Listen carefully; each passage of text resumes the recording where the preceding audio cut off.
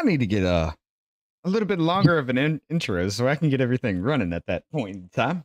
But welcome, ladies and gentlemen. Happy New Year once again to every single one of you. We are actually going over a topic today that I did post a little video on. I was talking about voter rights, asking questions: should people that have no idea what's going on, the kind of dumbest of our society that believes things like hands up, don't shoot is still real, the Jussie Smollett thing, the Russian collusion. Should these people be allowed to vote, seeing as how they cannot nor will not look up into anything and keep abreast of the situation about what's going on? Now, I'm going to go ahead and say that I would normally say yes. A few years ago, I would say yes, but dealing with society in the comments and people in real life, I've got to say at this point, no, because the people that don't know what they're talking about, that don't know what they're voting on, don't even know what the faces of these candidates that they know of, nor the names of the candidates, nor their position. Why should they have a say in how I live my life? Now, we got TheeJosephSantos with us today. How are you doing, Joseph? Buenos dias. Right back at you. What's going on with you, man? They haven't seen you in a while. How you been? I've been all right. I've been busy at work. Been making that money. Right. All right. That's about it. That's about all there is to do at this time of year. I mean, that's all everybody's ever got, really. But all right. Yeah, sorry. I don't have any riveting stories about travel and anything exciting to say. Sorry, my life is really bland right now. I'm kind of stuck. Dude, I got the same going on, really. All right. So the only thing that I've done really is just like sit out and chill. Like I took most of December off from the show or anything, and just playing games and talking to people and just like trying to relax a bit. And even that didn't work. So I didn't even do the green screen behind me or anything because this was a quick one. Joseph's got some things he needs to do today, so this is going to be a quick little stream for us.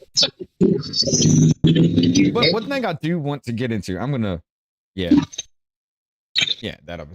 where is it? There we go. One thing I do want to get into, and we talked about this a little bit with Gothic's stream. We kind of was saying, I was saying what I was saying, at the whole point of people aren't allowed to, or shouldn't be allowed to vote when they don't even know what they're talking about, or believe these crazy ass lies that the government uses just to divide and have people vote in their favor, even though it's an incredible lie and it is, but yet it still works. And nothing you can say to these people, no amount of information you can show them, will ever make them change their mind anymore. I don't think those people should be allowed to vote. Now, we were talking about that on Gothic's stream in the comment section, and Joe, you had mentioned the 26th Amendment. Yes, the reason I mentioned the 26th Amendment is because you said voting is not a right.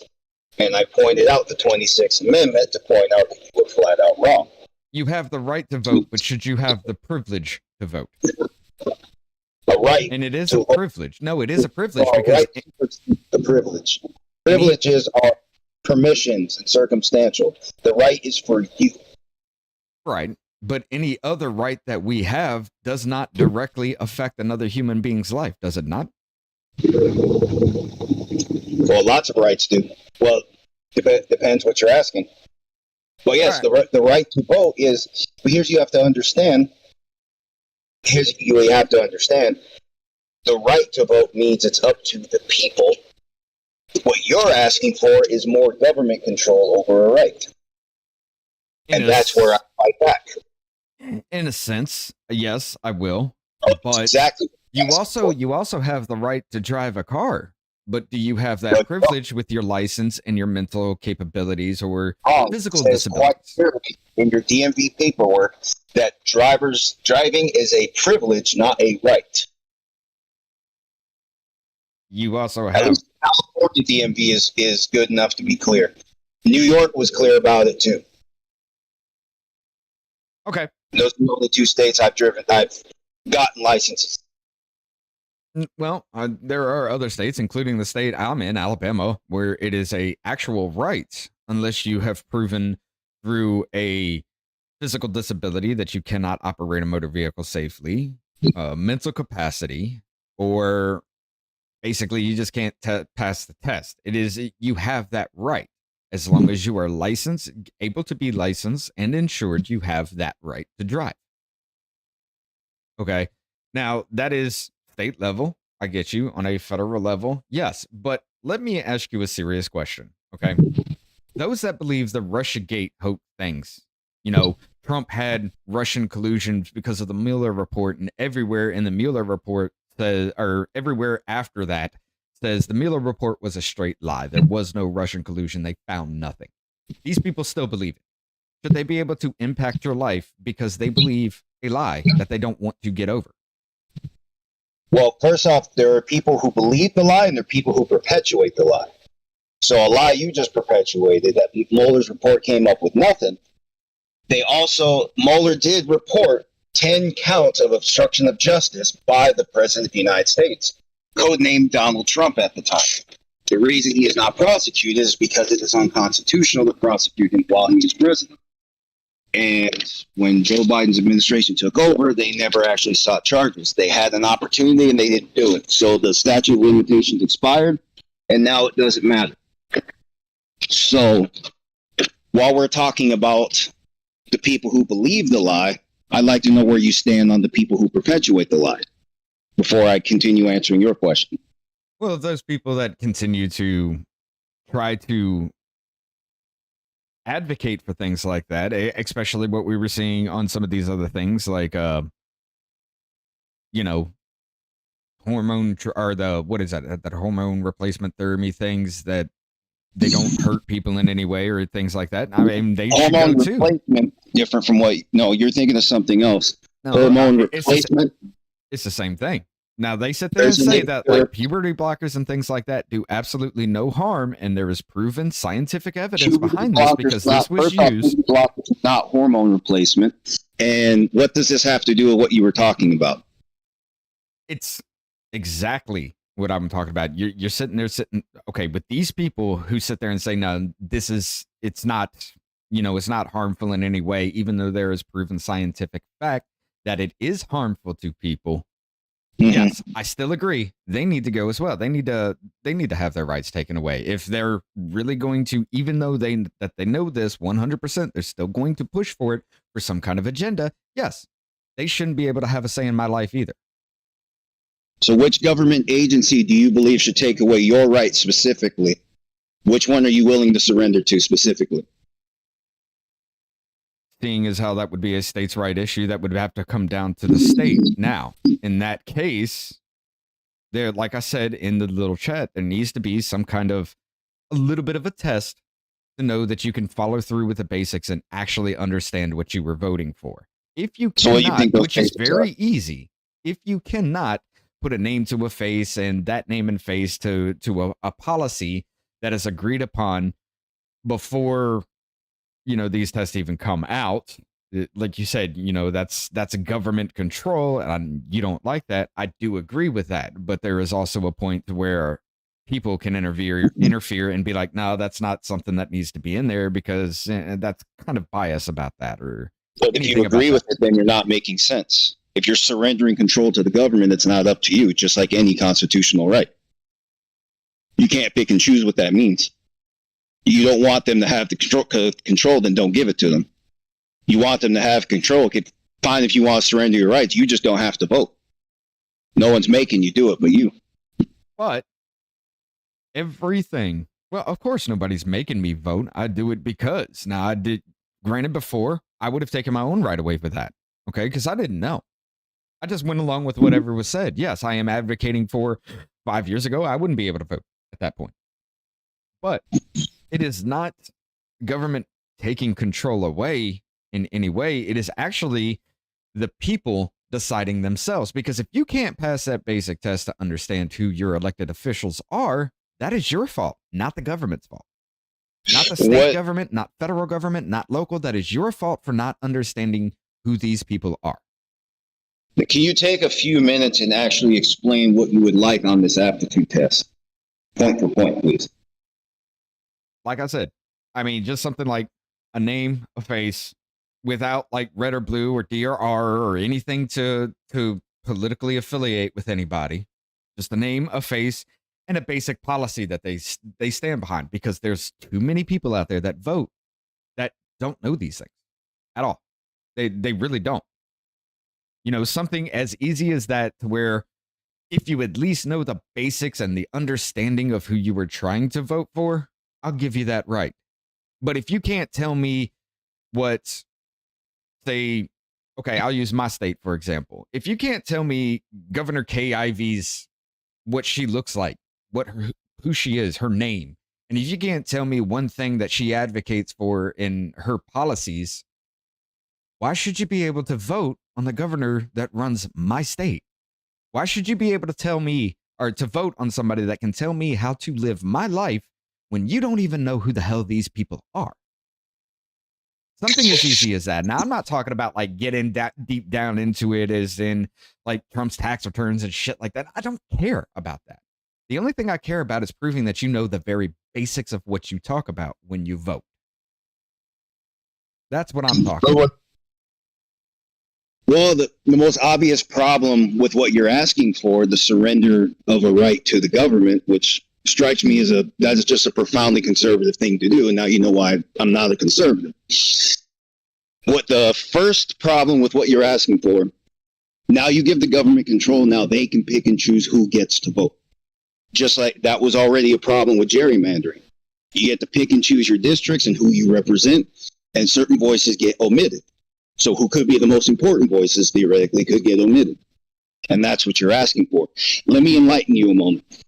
Because per the Constitution, the states get to determine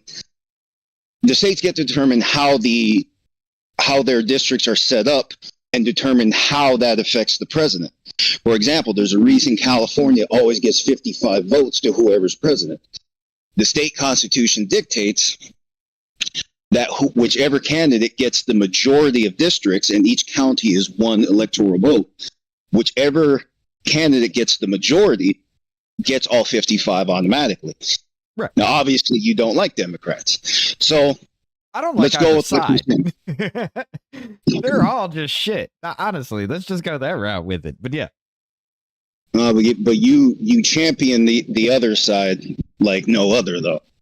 Because that side is making more sense to me at this point. And I do want to go with that. That side is making more sense to me as far as policy-wise. Now, the way they implement it, the way they actually talk about these things, the things that they try to advocate for themselves, no, they're cowards. They're spineless as hell.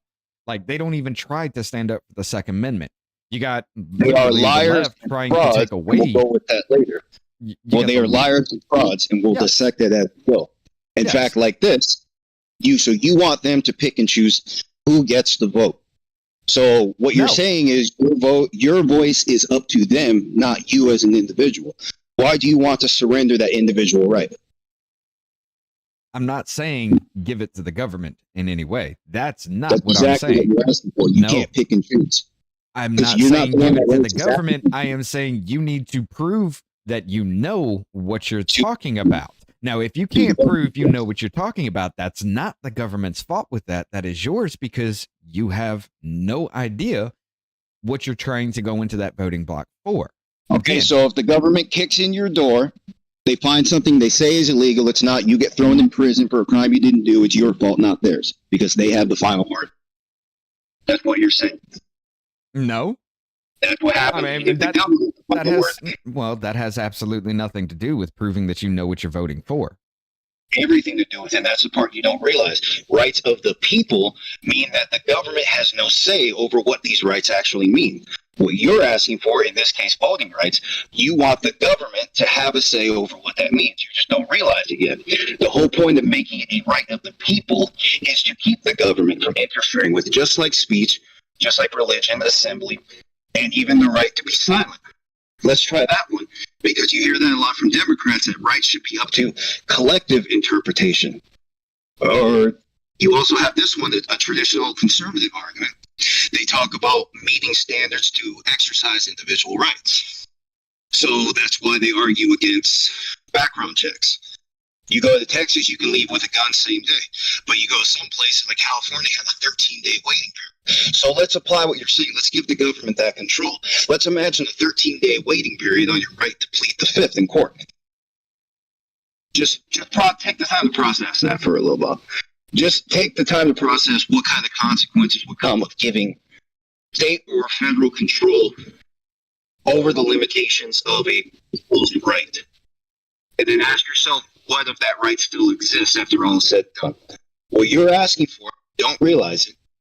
Because I can tell you just don't understand the language of the law that well. When it's up to the government, it's not up to you.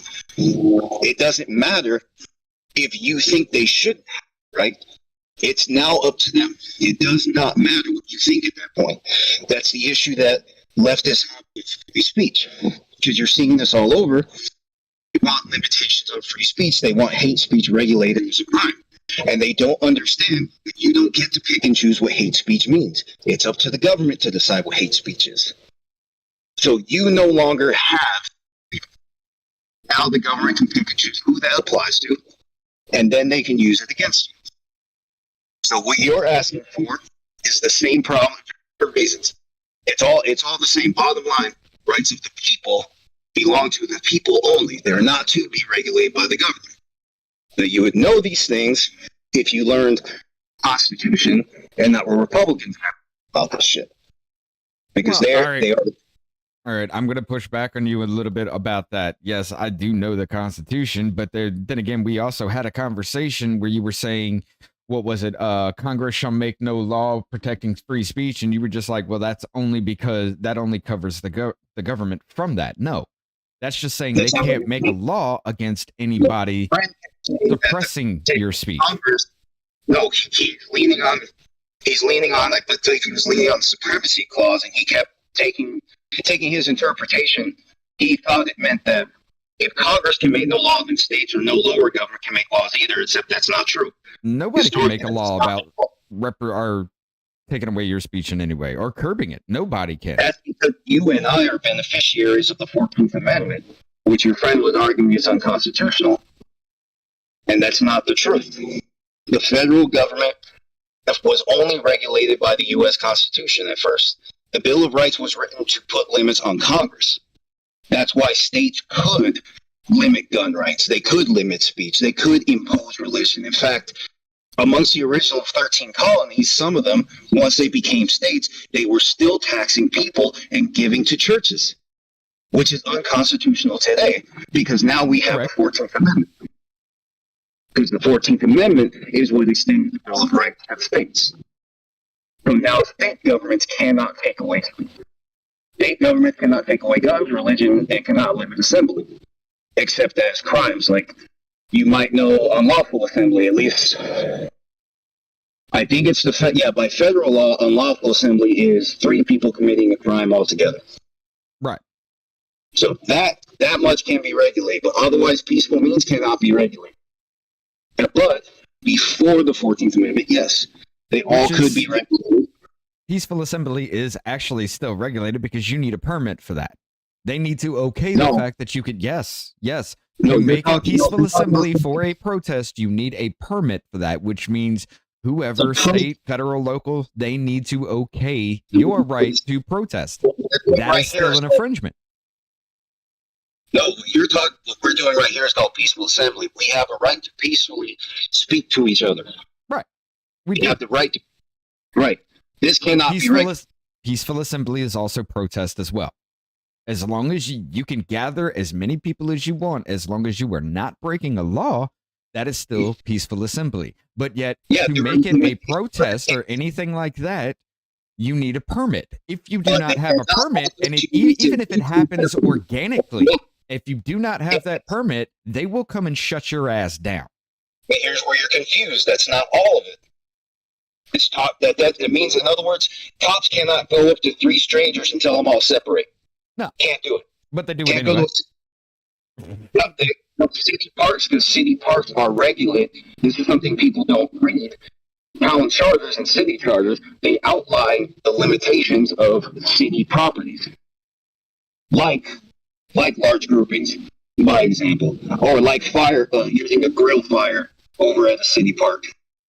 All that stuff, is regulated by the town charters. or county charters. Well, there's a lot of stupid people that would burn down the park. So yeah, I get you there. Yes, but that's a regulation for safety. Fire specifically is not in the U.S. Constitution. No. Otherwise, assembling, in other words, who you assemble with and what you say from there, these are all First Amendment protections. Okay. So what would you say about cops trying to break up a group of kids sitting on the corner of a street, just sitting there talking to each other, which there are videos out there, and they're very disturbing, where the cops tell them, just, you need to get the hell out of here because you're breaking the law. Well, a little known fact, there are no age limits to constitutional rights, but conservative America wanted that control. So that's what you're seeing. You're seeing remnants of conservative America. The people that claim to espouse liberty the loudest and proudest and do it right, they've actually got it completely wrong. Hell, there's even no history arguing for age limits on the Second Amendment, believe it or not. The regulations for safety were always relevant. That's why Kyle Rittenhouse wasn't prosecuted simply for possession of a rifle. His state actually allowed that because in his state, people go hunting. Right. So what you're talking about there, I'm piecing it together in my head since I haven't actually seen the video. Piecing it together in my head with what I know. So if it's a sidewalk, nobody is allowed to block a sidewalk because you're limiting access. But that's not the same thing. That's not necessarily what assembly is. Assembly doesn't mean you can form a large group and fuck up traffic. That's why you need city permits, and that's the part you're not understanding. The whole point of the city permits is not to give you permission to exercise a right. It's giving you permission over the city streets. So it's an expansion, but it's not the basics of that right. The basics of that right just come down to who you speak to or who you choose not to speak to. That's it. As far as protesting, you understand that protesting is not specifically in the U.S. Constitution. What is in the Constitution, basically protesting is a combination of speech and assembly. It is. That is a redress of grievances. Protesting is a redress of grievance. It is making your voice heard to the government for a redress of grievances. Yes, that is covered. Redress of grievances is official paperwork. That means the government cannot deny you official paperwork to redress grievances. Like I said, it is a combination of things. You don't have to go out to the streets to figure out just to fill out official paperwork. That's not included in the right. So again, there are things you gotta take the time to speak to somebody who actually understands these things to really know there are ins and outs that really don't get talked about, especially by politicians, because they want you to believe what they understand. Not even what they understand, sorry. They want you to believe that the Constitution has more even fewer limits than it really does, whatever benefits them the most. Like I said, the Bill of Rights was not written. The Bill of Rights was not written for. Sorry, I'm in the city part. There are lawnmowers everywhere. You gotta give me a minute. Oh yeah, the audio is horrible too, but we're just gonna roll with it. Okay.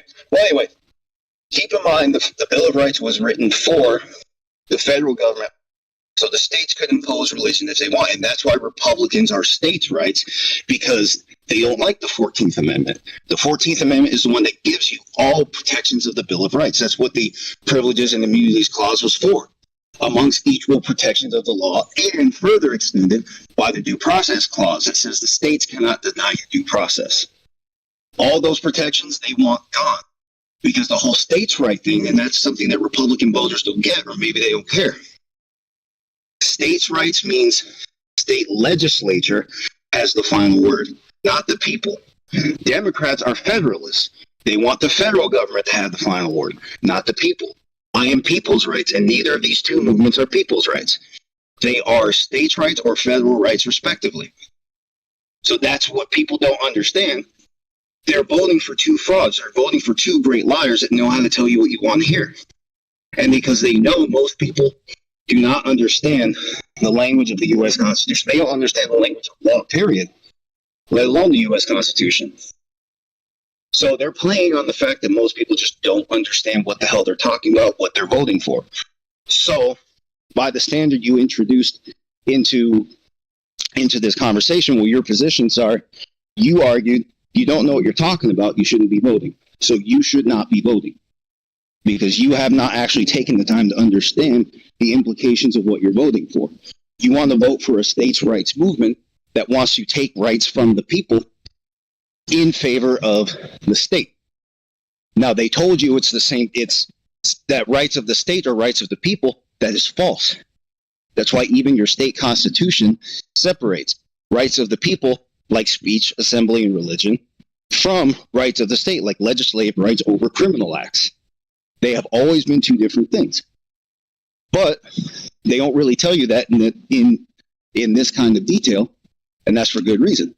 If they told you that in this kind of detail, you might not vote for them. It depends, because some people actually really are okay with that government control. They think that control is freedom for some reason. I don't know why. That's not my impression of freedom. So wherever the hell that comes from, well, you can have that. But that has nothing to do with me, and fundamentally it's just false. Rights of the people mean that the government has no say over those limitations. The limitations that you are seeing imposed historically have only been limitations imposed for safety. The probably most popular example that you can't yell fire in a theater is you're scaring people. You can't make false calls to 911 because you're manipulating an emergency service. It's not a constitutional protection. No. Just by example. No, but so I will say this, and now you do have a point with all that. However, like, okay, back when the voting thing was a thing, like, you had to have some skin in the game. You had to be a landowner to prove that you were an actual citizen of the United States in any way. I get you with that. Now, okay, back then, you also couldn't have women vote as well. And there are people that want to go back to that, and I will rally against a lot of that as well, because you would literally take my wife's right away to give it to somebody like Bill Gates. That's not going to be a fucking thing, because the less people that vote, the more power that vote actually has. I do understand that. What I am saying is there needs to be some kind of ability to understand that what you were voting for has an effect on everybody else, because you say it's a right. There's no other right that we have that directly affects another human being's life, and there's not. But it's still a right. It's a privilege at that point, because you have the ability to affect another human being directly. You have the ability to either help them pay their bills or send them out in the street by what you vote for. That is not a right. That is a privilege that you have. So you're saying it's a right because of the way it's written, like the right to vote or the right to assemble. State legislatures or even federal legislatures and give them something which would be a right. When it's regulated by the people, it is no longer controlled by the state. It is controlled by the people themselves. And that's what you're missing. If you're asking for some kind of aptitude test, some kind of competency test for people to vote, what you are asking for is the government to decide those minimum requirements. And from there, it is not your right. And it is a privilege, and they get to determine the limits of the privilege, not you. That's why it's a right, not a privilege, to keep the government from doing it. You can't do that. In other words, what you're asking for is incoherent. You cannot pick and choose what that means. You can't pick and choose. You can't say, do it, but do it right.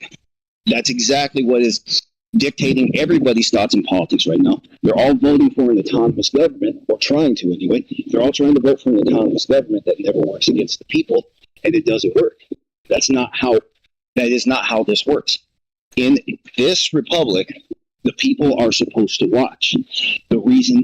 Key reason everybody needs the right to vote, so everybody can watch. So if the elected officials are not doing anything for us, or if they're only working against us, then we vote for them to get out, and we take control to fix these problems. Of course, it's not perfect. No, okay, I get what you're saying. I really do, but our rights are already infringed upon, even with that. Now, felons have their voting rights taken away from them simply because they did what? They had some weed, because federally, that's still a Schedule 1 drug. Now, So there is if you have a a limit to problem with the that, amount, you but yes. should be able to understand why giving control of the vote to the government is a problem. So you think weed is benign. Okay, let's go with that. Government gets to decide on the legality of it. So it's not your right. So if you think it's a right, go with that. You can have that opinion. Now they will use that opinion against you because they know you're going to do something that the government said is illegal, and then they just throw you in prison. And they decide the consequences, not you. You see how swift that is? See what happens when you surrender control to somebody other than yourself. It's now their decision, not yours. That's why rights of the people stay with the people. The biggest problem that we have is that people don't understand constitutional limits, including that divide between rights of the people and rights of the government. The reason we have elected officials is because we are supposed to be voting. We are supposed to be voting for people who actually understand these constitutional limits. Davey including just popped in here. What did? Davey just popped in. Did the Navy just pop in? Yeah, Davey. I didn't know. I didn't know it was a private chat. I just saw you were live, and I was like, "Oh, what's going on?" Oh, we can add you to it here. As a matter of fact, here, I'll take away. Davey, I spoke to last time. Yeah, this is the troublemaker, Davey dude. I don't know who that is. I don't think so.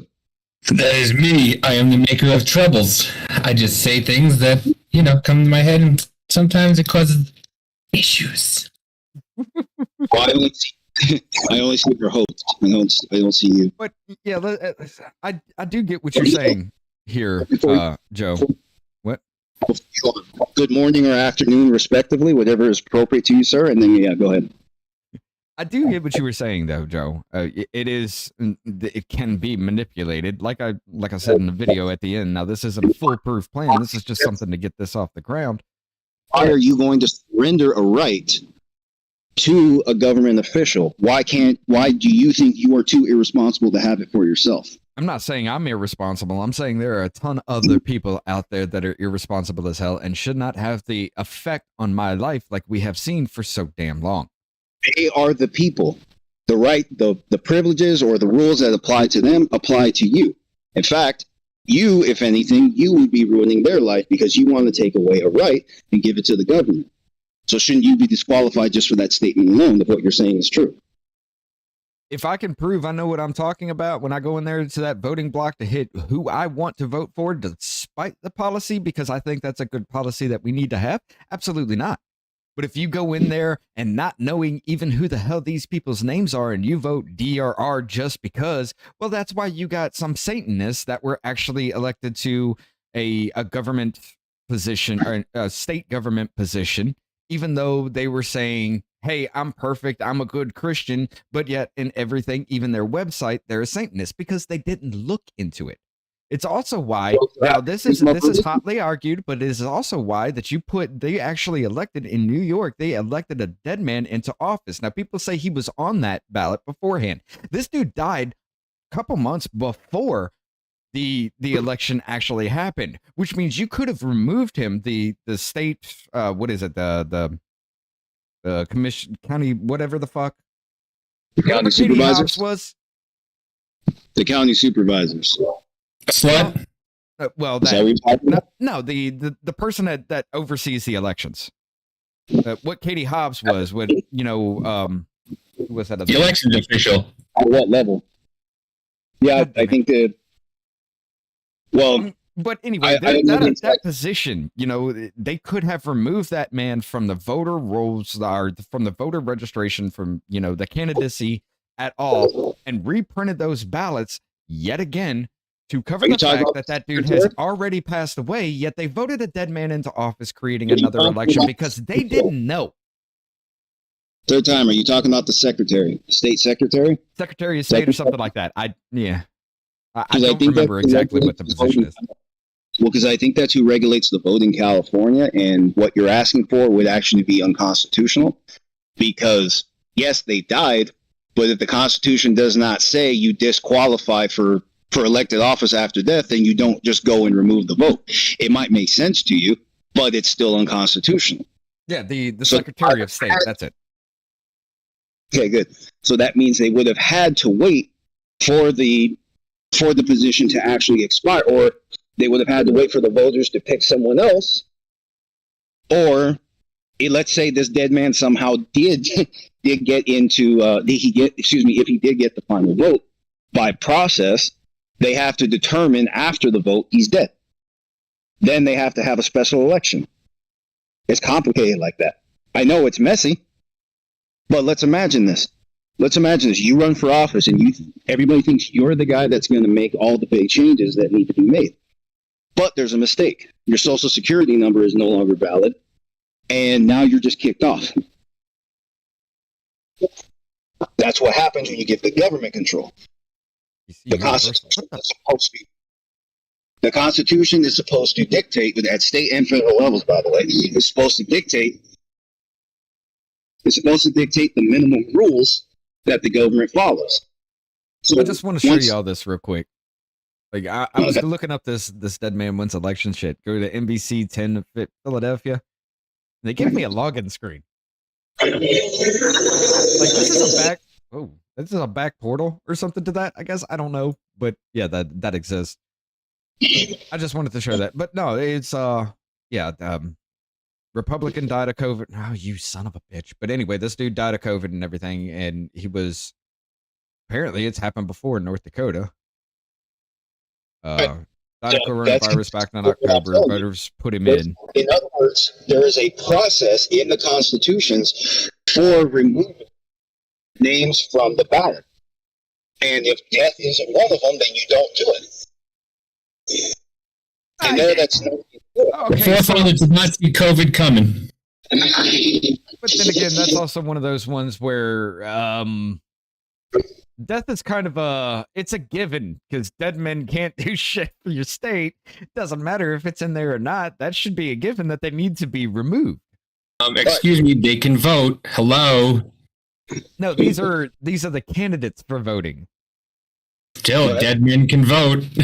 Oh yeah, this is what I'm saying. Just to speed this along, go and read your state constitution and look for the exceptions. If the exceptions do not exist, then you don't get to collectively decide amongst the people all of a sudden in the middle of an election that things should be changing. There's a process for everything, and that's designed to preserve the republic. Now, whether or not the process makes sense, that's a different conversation.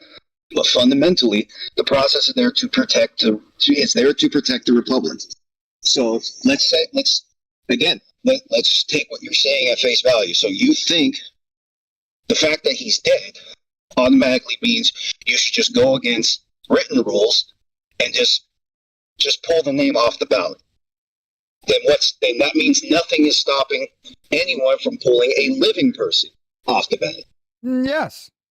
Yes, there is, because of the statements and everything that you made that they have to go by. But death is a given, because if you die before you are elected, in a situation like, okay, you die a week or two before, no, I don't see that happening.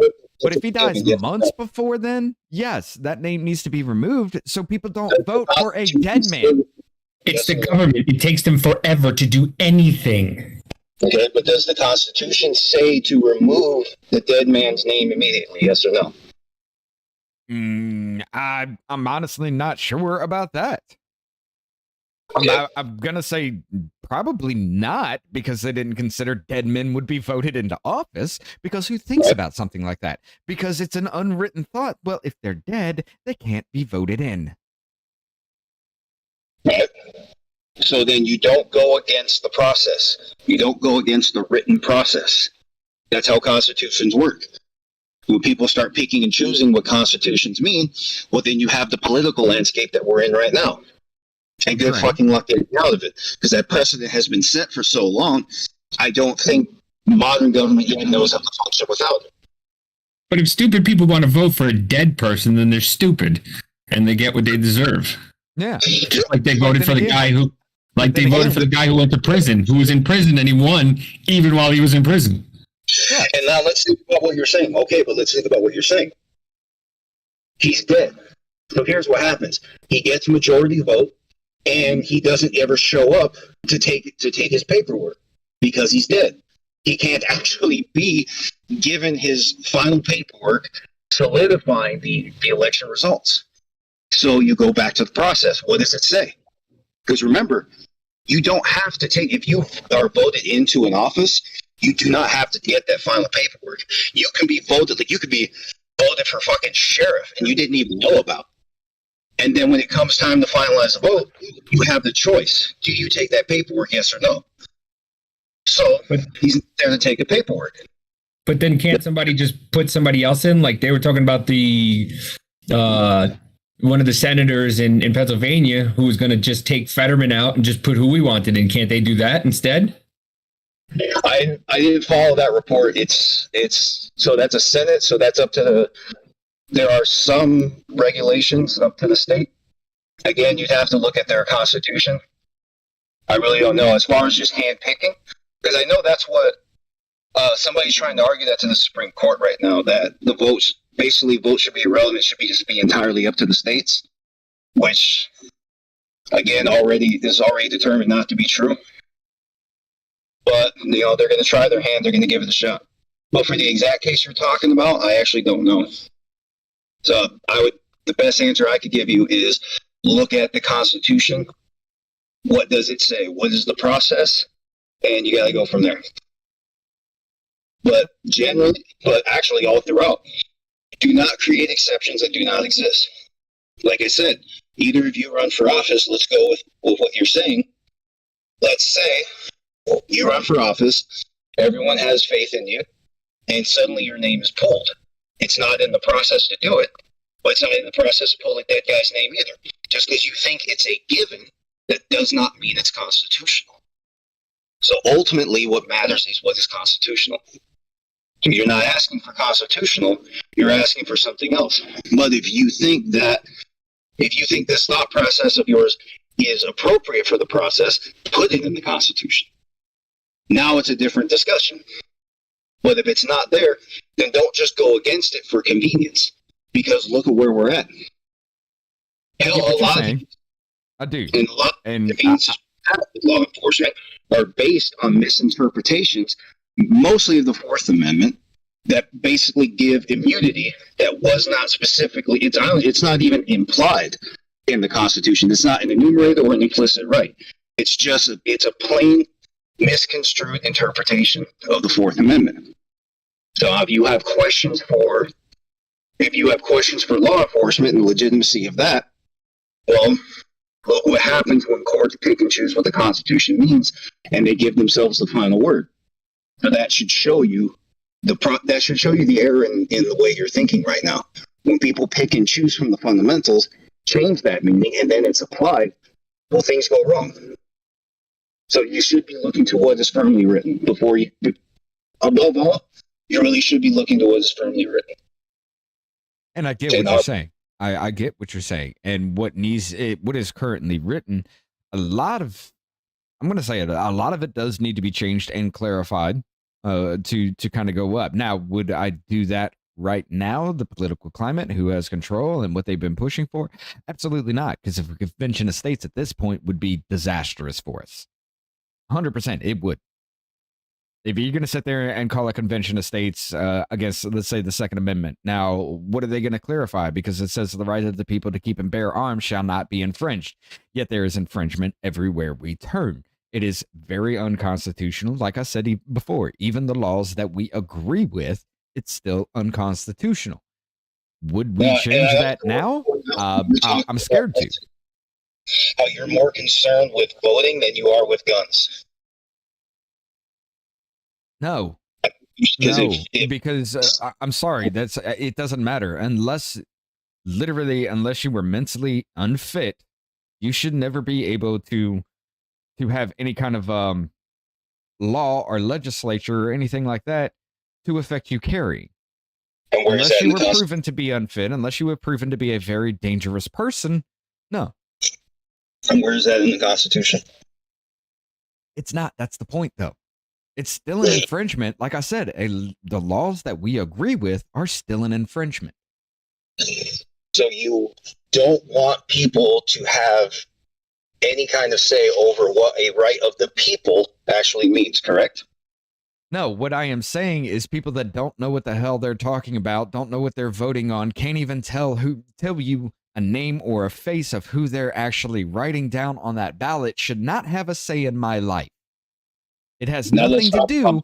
It has nothing to do with a law that says, well, you have to be 18 or something like that. It means you cannot follow up yourself. You have no idea what you were looking at, what they are talking about. So why should you have the ability to affect my life to where, as you can see on the sides here, where is it? This right here? The drywall, we stopped the renovations in our house because everything went through the fucking roof.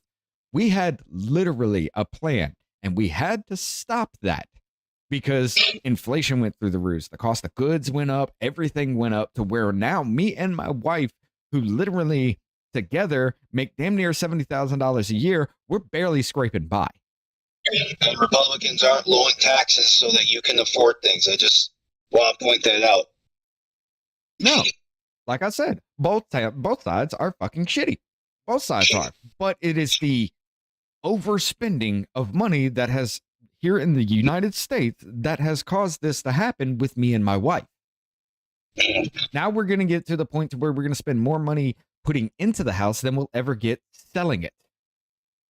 Again, because people wanted to think, now we did have a lot more buying power, a lot more money under Trump, and there's a lot of things you could say about the man that we can argue about. But the fact remains, our buying power was a lot more, that I could put 10, 15 grand into this house and we can get 30, 45 out of it.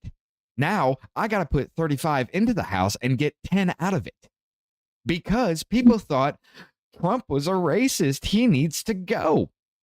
And now we got Biden who's spending fuck tons more writing executive orders that he railed against, saying that, only tyrants do that. He saw more executive orders in his first 100 days than Trump or Obama or even Clinton did. And Donald Trump repeatedly said, you plead the fifth, you're guilty. Yeah, he pled. Yes, he did. Pled the fifth multiple times. He's already pled the fifth multiple times. Yes, so keep that in mind. Now, I'm not trying to herald the man as some kind of awesome motherfucker, but he was doing damn good with the economy the way it was before COVID hit. Because all of this in the house was planned before COVID. We started during COVID. So, like, amongst my family, because of the way with the way that Trump messed with the tax brackets, my family actually ended up paying more in federal taxes, not less. So there were winners and losers all across. I just want you to know that. So there are people legitimate claim against Donald Trump. They say he didn't do nothing. They have claims against him, and I agree with that. Like I said, I'm not trying to herald the man as some kind of savior or anything, but understand that some damn good opposing where people just know the name and the face. By that standard, they are right to vote against this man. Okay. You got the name, the face, and a policy that they have that they advocate for. Okay, fine. You at least know the basics. But you got so many people, especially here in Alabama that I've talked to, nobody, before Governor Ivey came into office, nobody knew who the hell she was, but they voted for her anyway. And now we had a 10-cent raise on gas tax to fix the roads where the roads are done, like 90% done within a few months, and the equipment stays there for years on end, so they run out that contract so they don't have to pay that money back. And yet nobody fucking understands this. That is corruption at a huge level, and she won't do anything about it. You have to know the Constitution. Screw the elected officials or screw the candidates. People don't even know the language of the law. They don't understand anything they're voting for. Here's what's going on. Your state constitution, I've never seen any exceptions to this, and I've read a few state constitutions just for this reason. Their right to levy taxes is unlimited. They write the law. They tell you what you are paying within your community, within your state or your county or whatever. So what's going on, because the right is unlimited, If you're once you vote for somebody to go into office, you're voting for them to have that unlimited right. It doesn't matter that they said the gas tax will only be 3 cents or 10 cents. In California, it was goddamn 50 cents. It doesn't matter what they said when they ran for office. Voted for them to have the right to impose a tax in an unlimited way. So what you did, regardless of what they said, they voted, regardless of what the candidate said, the people voted for these people to have an unlimited right to take your money at will. And we had the same problem in California, by the way. The LA freeways are very busy. There's an intersection I can think of specifically. You can look at this on Google, the 60 freeway and the 60 freeway and the, 55. Is it? Shit. Yeah, the 60 freeway and the afternoon on 405, just chilling out. I do also want to bring up real quick that Abel's in the chat trolling. However, like yesterday, I can see it in the OBS, but it's not in the chat thing. Yeah, something's going on weirdly with YouTube in the chat. But yeah, understood. All right, so here's what I'm getting at.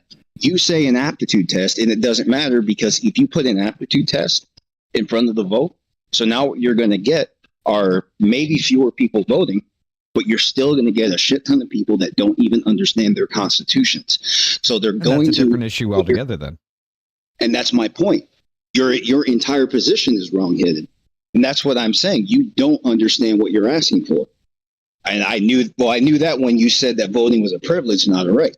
That's when I threw the 26th Amendment out there. And now I know you don't understand what is at risk if you separate, Go ahead. And now I understand you don't know what is at risk if you take a right of the people and then give it to a government official instead. You don't think that's what you're asking for, and that's the problem. It is what you're asking for. You just don't realize it. If it's not yours, it's theirs. It's funny because they did that here. They praised the governor for taking away the food tax every year, slowly but surely. But now they're putting a 10% tax increase for the next couple of years on water. So it's like we took away the food tax, yet they're going to increase the water tax by 10%. Like, wait a minute, hold on here, folks. Yeah, and that's a great and thank you for saying that because that's a great example. They shifted the tax burden. I don't know what candidate he's talking about, so I'm not following. It's impossible to follow all things politics in the United States. It's the governor of Kansas. She's a Democrat, but she's old school. She's pretty good. She allowed constitutional carry here. So one of the reasons why I moved here, she's still a little mainstream, but she's, and there's a open meeting, I think tomorrow and Wednesday that I might attend because, I live in Topeka and, for how much we pay in tax, we pay a city tax here, like in New York City.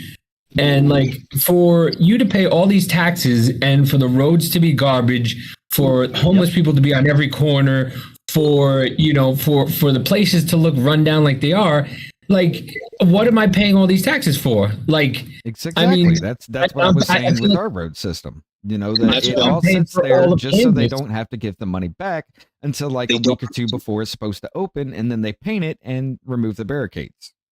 Exactly, and this was what happened in California. So I'm telling you, where the 60 and the 55 freeway meet, it's a huge junction. It's got 6 lanes going either way. Okay, and it's going north, south, east, and west. It's one of the most dangerous interchanges in California. It gets because it's traffic that goes towards Los Angeles, where all the money is. So it gets extremely busy, like morning, noon. You're lucky at like between 11 p.m. and 3 a.m. you're good, but it gets very crowded, very busy quick.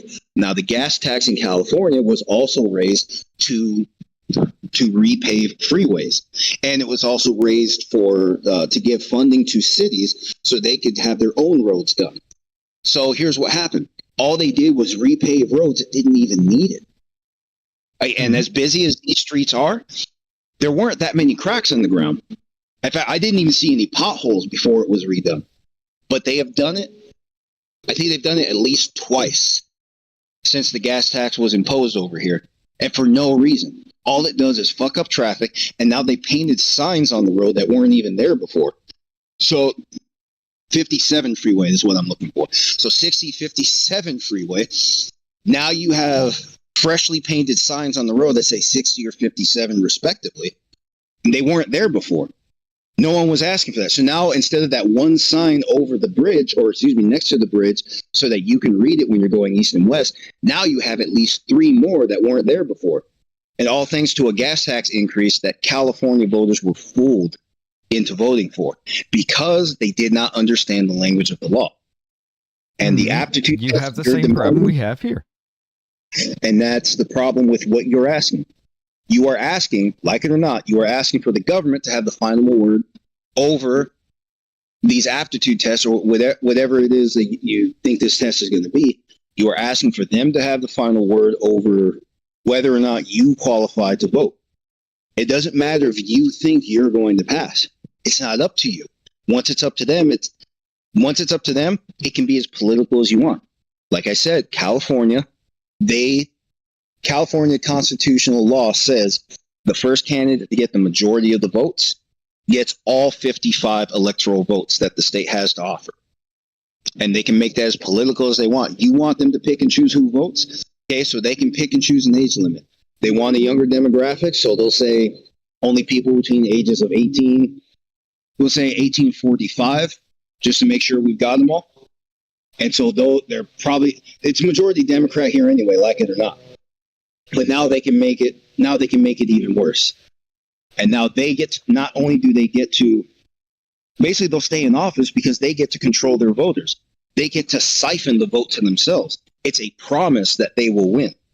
And what you're asking for is the power for them to enforce that promise onto themselves that they will win the election. That's why rights of the people stay with the people. If you give it to there are ways around this to that. Look, states have their own ways of doing their own elections and things like that. Now, if you impose this, okay, do it like they do with the votes. Tabulating the votes. People sit down there and they actually do this. They go through it themselves. That way, it is the people regulating, not the government regulating. But there are sheriff's deputies there. Yeah. Keep that in mind. There are people. There's a divide of powers, in other words.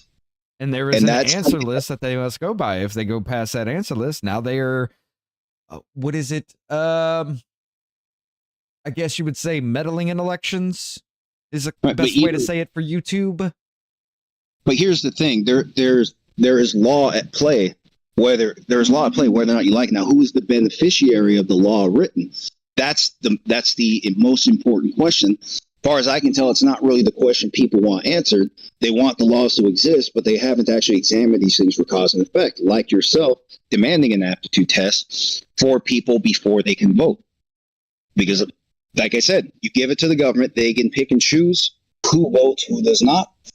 And then the problems you think you're fighting, if anything, they'll be preserved. Because now you're making sure the politicians causing these problems are staying in office because now they can pick who votes for them. They can, again, the same problem with gerrymandering. They pick who they're representing. They ensure the vote and voices get unrecognized.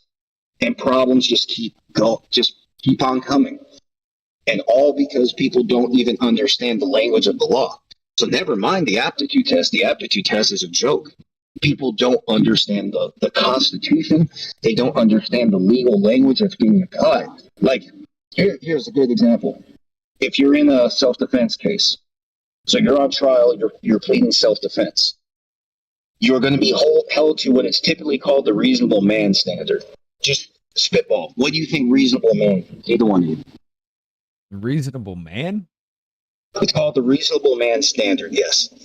Just off the top of your head, just based on the wording, what do you think that means?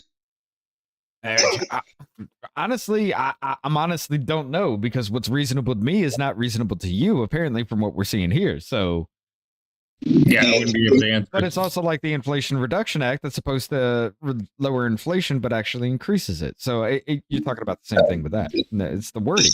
Okay, well, now I'll answer my question for you. Reasonable man standard, you assume that the defendant is 100% aware of all of their legal avenues. You, in the jury, then have to determine why a person fully informed of all their options would or would not act within their legal avenues. Doesn't that make law a little very different? Now think about what Kyle Rittenhouse went through. Kyle Rittenhouse had to, basically by claiming self-defense, the burden of proof was on the prosecutor. He didn't actually have to say anything, but it is in his best interest to speak if people are going to look to the available evidence. His wording is evidence. So if in his wording he establishes that he acted as a reasonable man or someone with 100% within his legal avenues, then there is no evidence of a crime. And now he's free to go, as he was, dismissed with prejudice. This will never be revisited. There's absolutely nothing in any level of the Constitution that allows a prosecutor to revisit this case. No, because then that would be double jeopardy. All right. So he will never be on trial for this again. For that instance, now if he does it again, fuck yeah, he would, but... Well, that's a separate crime. Right. That, Even though if it was the same thing, that is a separate crime that happened on a separate day, so double jeopardy does not actually have any kind of say in that. Right. So that's just an example of how the legal language that's being used is just completely overlooked. The aptitude test that you're demanding will not fix that problem. It will just make the problem worse. Because if the average voter doesn't even know, the average person, generally speaking, the average person does not know. You guys didn't know. I know you follow politics. I don't know if Dave follows politics too closely. Yeah, sounds like that. So you guys follow this stuff, and you didn't know. I had to actually talk to legal experts specifically because I've always had law enforcement and lawyers in my family. So I've always had the privilege to get this secondhand from people who actually practice law, so they can actually tell me what this stuff means. So I have long had a privilege that most people have not. So I guess your mom was disappointed in you then? No, it's just we have here, and this is what probably the most important lesson I've ever gotten in law, for interpreting legal language, and this is what I'm applying to you here in this conversation to explain: if the law does not have an exception, then don't expect it to be there. Because a friend, and I was explaining one of my uncles, sheriff's deputy in his state. He was visiting, and I explained to him something that had just happened that week. A friend, she lives in a corner house. There's a three-way intersection at that corner. So here in California law, at red lights, the state law permits you to make a right turn at stop signs or red lights, but the right of way goes to who's already moving. Right. So crossing traffic means if you get hit, it is your fault. Now, my friend was making the right turn. It's a stop sign. Now, as I said, it's a corner house, three-way street. To her left, the road curves behind the house across from her. She can't really see if this guy coming speeding like he was doing, speeding and hit her while she was turning. Well, reasonably, that shouldn't be her fault. She can't even see. And I ran that by my uncle. I said, this can't be right. Why does the law blame somebody for something they couldn't even see? It's physically impossible for them to make sense. But not without empathy. My uncle looks to me. He says, the law does not say accept. That has been the most important lesson in interpreting law that I've ever received in my life. Where the law does not say accept, do not expect those exceptions. Now, courts have judicial review, so basically they get to what's effectively a legislative power. It's just not specifically stated as such. But bottom line, common law can inform exceptions. Same thing. No exception. Don't expect one. It doesn't apply. The law says. So let me ask you a question. What would be your answer to this problem? As far as people having a say in your life that definitely shouldn't. We need better rights for the people. First off, the Supreme Court needs to lose judicial review. It's a right that they gave themselves. It's not in the Constitution, and I'm strongly of the opinion that is from a wrong-headed ruling. Now, if you have not followed the history of constitutional law, you're not going to know exactly what I'm talking about. It is a long story. I'm going to try and streamline it as best I can. So, in in the Constitution, every court, except the Supreme Court, every court has the power of original jurisdiction, which means they can, or excuse me, I step back. The first federal court, they have original jurisdiction. They hear every case for the first time. Then the appellate courts, so they just review the original case and they determine whether or not the lower court acted constitutionally. The Supreme Court has both. They have original and appellate jurisdiction. Plus, you have the supremacy clause of the U.S. Constitution that says the federal government and the U.S. Constitution are the final word. So all of that is related. In all law, the federal government does have the final word in all things. Of course, within the limits of the Constitution. Now, there's another power at play called judicial review. The first and second courts both have judicial review, which means they can interpret the legality of a law in relation to the Constitution. So they get to determine if a law is constitutional and they can strike it down if they say not. The Supreme Court was not given this power. They were only given the power of original and appellate jurisdiction. So if the lower courts made a decision about the constitutionality of an existing law, the Supreme Court could overturn it, but they could not give their own interpretation of the U.S. Constitution at the same time. That's what you're seeing at play here when people are going. Now everybody's trying to get to the Supreme Court. Everybody's competing for the Supreme Court, and now they're trying to get their interpretation of the U.S. Constitution final. Now, sometime soon, the majority Democrats are going to be in the Senate, and now the process of court packing can begin. So that means they can put more justices in there that are Democrats. Now there's more Democratic judges that can use judicial review to change the meaning of the First or Second Amendment and call those rights to basically say that rights of the people are collective rights, not individual rights, even though all history says the opposite. It says quite clearly rights of the people have always been interpreted as individual rights. Right. But since the U.S. Supreme Court gave themselves the power of judicial review, and I'll explain that next, since they gave themselves that power, basically, the federal government has honored that ever since, and now the Supreme Court can pick and choose what your constitutional rights mean. Now, here's how that happened. James Madison had just become president. As you know, the president gets to decide, they get to nominate federal judges, like all the district judges. You're aware of that? Yeah. Okay.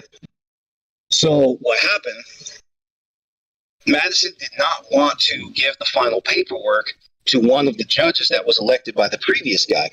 Reason being, he was from a different political party. So this man sued, which at the time was a law written in Congress. It was called, there was a type of writ that was made in Congress, saying that federal officials could sue other federal offices for anything that is owed to the claimant. So the case goes to the Supreme Court. And I'm going to skip ahead a little bit because there are some nuances that will drive you crazy if I try and explain them all. So bottom line, the Supreme Court determined they don't actually have the authority to see this law. They didn't actually have there was nothing in the Constitution that gave them any way to enforce this congressional law. And in that moment, instead of just dismissing the case, they determined that the only way for the Supreme Court to function is with the power of judicial review, which was not given to them in the Constitution. And the reason being, throughout constitutional law, there have always been written and implicit rights. First Amendment and Fourth Amendment, by example. They both have implications of privacy, even though the word privacy is not anywhere in the First or Fourth Amendments. It's Marbury versus Madison. The court found that Madison's refusal to deliver the commission was illegal, but did not order Madison to hand over Marbury's commission via writ of mandamus. That was U.S. 5 U.S. 137 in 1803. Yes, and that was the problem. So you heard it right there. That the court didn't actually have the authority to make the president do anything because the Constitution doesn't say so.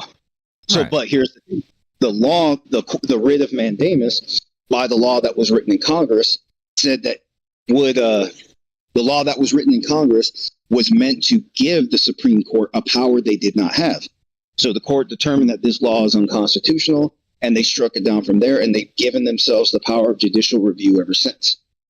So how is the power of judicial review going to solve the problem of people believing dumbass things and voting because of lies? Because they're all trying to compete for the final word in the Supreme Court. In other words, our constitutional rights are now democratically decided, which is exactly what was never supposed to be allowed here. Right. That's why the Supreme Court never even had judicial review. But since they gave it to themselves, and I went looking, I don't think there wasn't really a hell of a lot of resistance. It seems that people just took the court's interpretation at face value. So they get to pick and choose what the Constitution means. And they have done that before. And it's crazy. Now, you don't think so, but here's why you don't give the Supreme Court judicial review. They can now scrap out anything in the Constitution. And I do mean anything, and it's already been done. That was the issue with the 14th Amendment. So like I said, the Bill of Rights was not written for the states. It was only written for the federal government. So the federal government could not take away speech or guns or religion and such. States could do whatever they wanted until the 14th Amendment was written. Specifically, in the first section of the 14th Amendment, you have the Privileges and Immunities Clause. No. The states cannot do whatever they wanted because of the 10th Amendment itself, saying that any right that is not hereby in this document is only given to the states, and the federal government has no control over that. No, the 9th and 10th Amendments, yes, they do. No, it says the powers not enumerated belong to the states or the states or the people respectively, but it's up to the court to decide those things. And by the way, those amendments have never been challenged. 9 and 10, they've never been challenged in the Supreme Court. So good fucking luck to all of us when they start picking and choosing what that means. But I don't think it should be challenged, though, at all, because like it says, if it's not in this document here, the states have the right over that, which means the federal government can't do it. So I don't know if that one should be challenged. Because that means, like you were saying with the whole thing, you're giving up the right to vote to a government entity. You were giving your state's rights to the government if you challenge that and it's overturned. Right. Yes, and now you understand the severity of turning over rights to the government and not the people. And this is why I said voting belongs as a right of the people, not a right of the government. Again, the aptitude test means the government has control. Give them control, they take what they want from it, and now you have corruption. Just like the right to tax in an unlimited way. They take the money and how do we solve this, though? I mean, the judicial review thing just doesn't cover it all, because people are still going to believe whatever the hell CNN, MSNBC, Fox News, and everything tell them to, without any kind of pushback on any of it. They're not going to look into these things. They don't follow along. They still believe Kyle Rittenhouse shot black people, dude. And they have to say over your life, though, because of that. And now you understand why I said your aptitude test is useless. Because people don't even understand the language of the law. As far as judicial review, based on precedent, there would have to be a constitutional convention. I wouldn't consider it useless, because if I put Davies' name to Davies' face, and Davies says that he wants to lower taxes for people making $75,000 or less to give them more money in their pocket. Now, if I could do that, I already know that that's part of Davies' policy. That's what he wants, and I think that's an okay thing.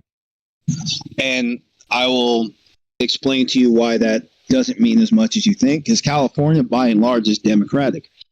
The conservative Democrat is almost completely gone. Sinema and Manchin are really the last two. I think. Well, you actually make the argument for Tulsi, but it's very rare. The blue dogs are almost gone. Anyway, California does have a healthy combination of. Actually, it's mostly Democrats, but they do occasionally get Republican. And what do? They say they're going to lower taxes. They never really do it. Of course not. Here's what they do. No, but here's what they do. The taxes still go up, but the Republicans argue for a lower tax increase than Democrats. So by comparison, they would seem like the low tax party, but the taxes still go up. So no matter who you vote for, you're paying more, and it's up to them. So regardless, your taxes are going to go up, and that's because the constitutions are written in a liberal way. Again, it's basically an unlimited right. Now, you asked a question, I didn't get to answer that yet. What do you do? At a state level, states get to decide how their constitutions are amended. So people have to go by their process. Like in California, you could actually do it by simple majority vote. The people here, if they have $2,000 to spare, they can get the petition circulated. If they collect enough signatures, it goes on the ballot, and then every 6 months, they could even change their constitution. But unfortunately, because of corruption, it is harder than people think. So like I said, it costs $2,000. It's up to the Secretary of State to determine whether or not the petition is legitimate. They can give you the petition now, or they can deny it later. Either way, there's a chance you wasted $2,000. Right. So that's one of the reasons changes here are really hard. Now, at the state level, in other states, they mainly demand that it's done through their assemblies. So that just means people have to vote for the right people to change the Constitution. And good fucking luck, because neither one of these idiots care. Now, we've all seen this unfold over the last few years. The narrative's always been that Democrats want to tax us into starvation and make this into a socialist nation. They're using rules that conservative America wrote, though. And that's the part they leave out. California was founded in 1851. That was way before modern Democrats. That was the Republican Party of Lincoln. That was the Republican Party that wanted the privileges and immunities, were basically rights of the people, cemented in the Constitution for everybody in the entire Union. Whether it's a state or Commonwealth or whatever, they wanted it for absolutely everybody.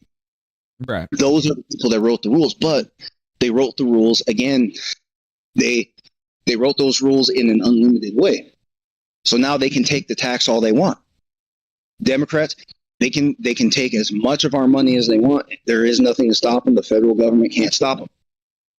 The only thing to do is to change the Constitution. So it's just not legal for them to do it.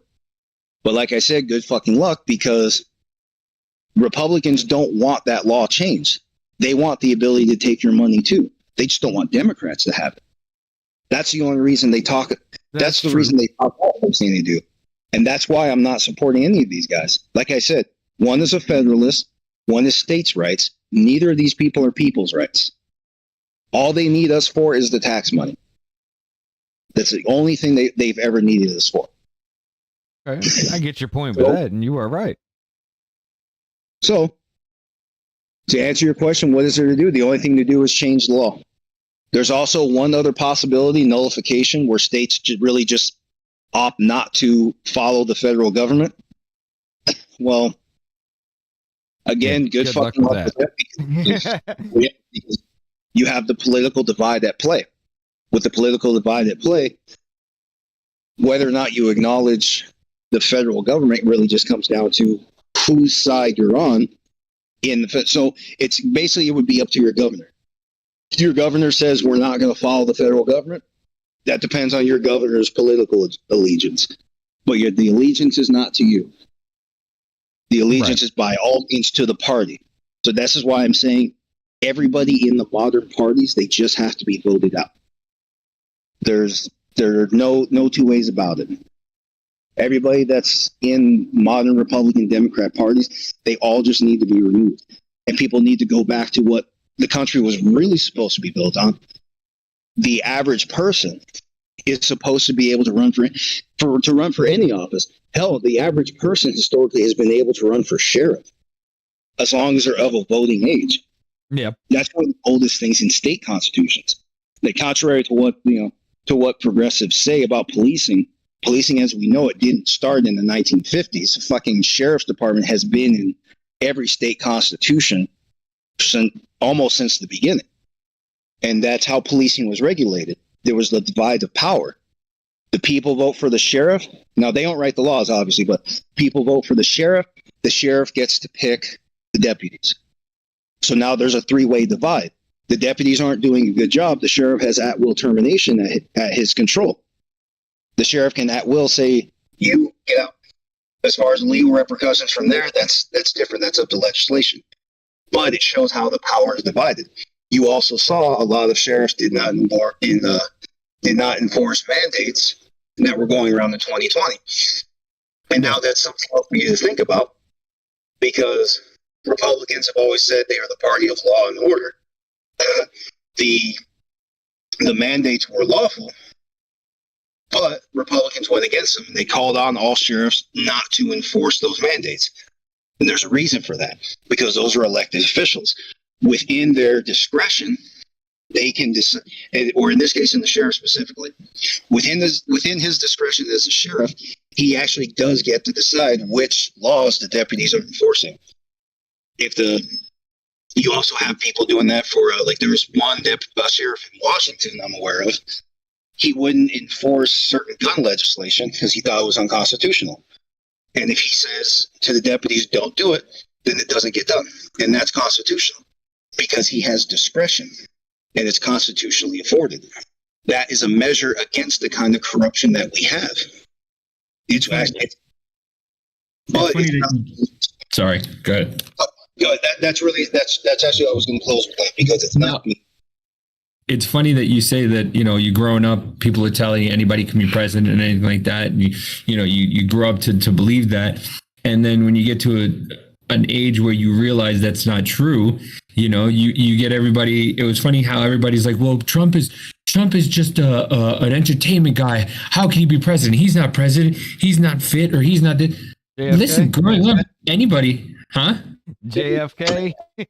Yeah. Ronald Reagan. I mean, he was a damn movie star. Arnold Schwarzenegger. Right. Yeah, but they tell you all this stuff, and then they say, well, president, he's not a legitimate. No, you're told that you can run for president. It's not anybody's fault that he used your rules to get there. Now all of a sudden you need $1 billion to become president, and you need PACs behind you, and you need this and that. And no, you shouldn't need all that. That's not what it was for. And people forget that. And it's funny to listen to people who on one side of their mouth who will tell you, we shouldn't have all these police and all this stuff like that. And then, tell you at the same time that cops and the military are the only ones that have guns. Well, can you pick and choose which one you want? Like you can't talk out both sides of your mouth. And then when you ask them, Republican talking point, how do you know what I am, first of all? And second of all, maybe if people are saying these things, maybe they got to be true. Maybe they got to be, there's some semblance to it. But no, you're stuck on your high horse and you think your horse is the best one. And that's what they go with. And people don't listen.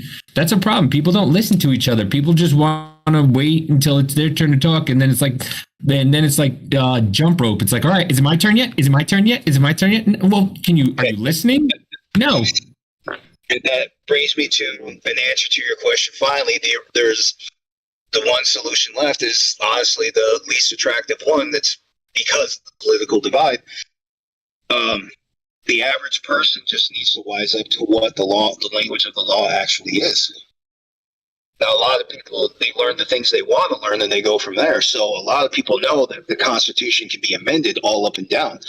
And I was like many people, I was under the illusion it could not. No, it definitely can. It's a living document. That's what the Convention of States is. But then again, if you're changing language left and right with, certain words that we've already seen the definition of change, like the word woman. Seriously. It hasn't changed yet. No. So when you're doing that, what does the language of the law mean at that point? I was going to say, why isn't it called woman dates instead of mandates? Right. Women and dates. Women are usually the ones. Usually the women are the ones that are holding it out. So why should they call it mandates? A writ of woman datus. That was a good fast one, believe it or not. Well, yeah, you're right. And unfortunately, that was just a big mistake. It should have never been fluid like that. I was shocked when that first came to my attention, because I was like anybody. I was under the impression that the Bill of Rights could not be amended. The reason people think that is because there's a misunderstanding of the word amendment. Amendment when you amend something, you don't just scratch anything out. You write a new amendment that contradicts previous legislation or previous amendments, and now you just do what the new one says. Like that's what happened with prohibition. Right. Prohibition was in the Constitution as illegal, and then when it was overturned, they didn't just scratch out that amendment; they added a new one, and that's why they did that, because you can't just scratch out what's already written.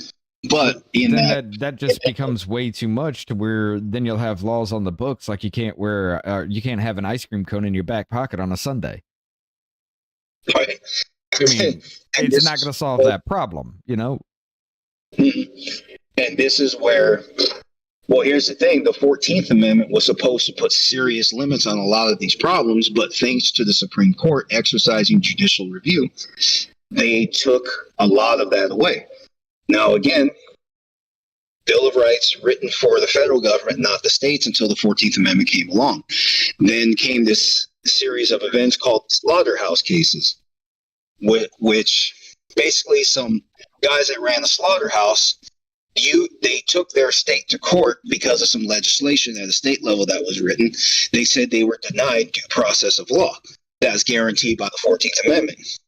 And the states' rights judges looked to the Privileges and Immunities Clause, which was at play in the case, and they changed the interpretation of that clause to such an obscure degree, it almost doesn't apply to anything at all.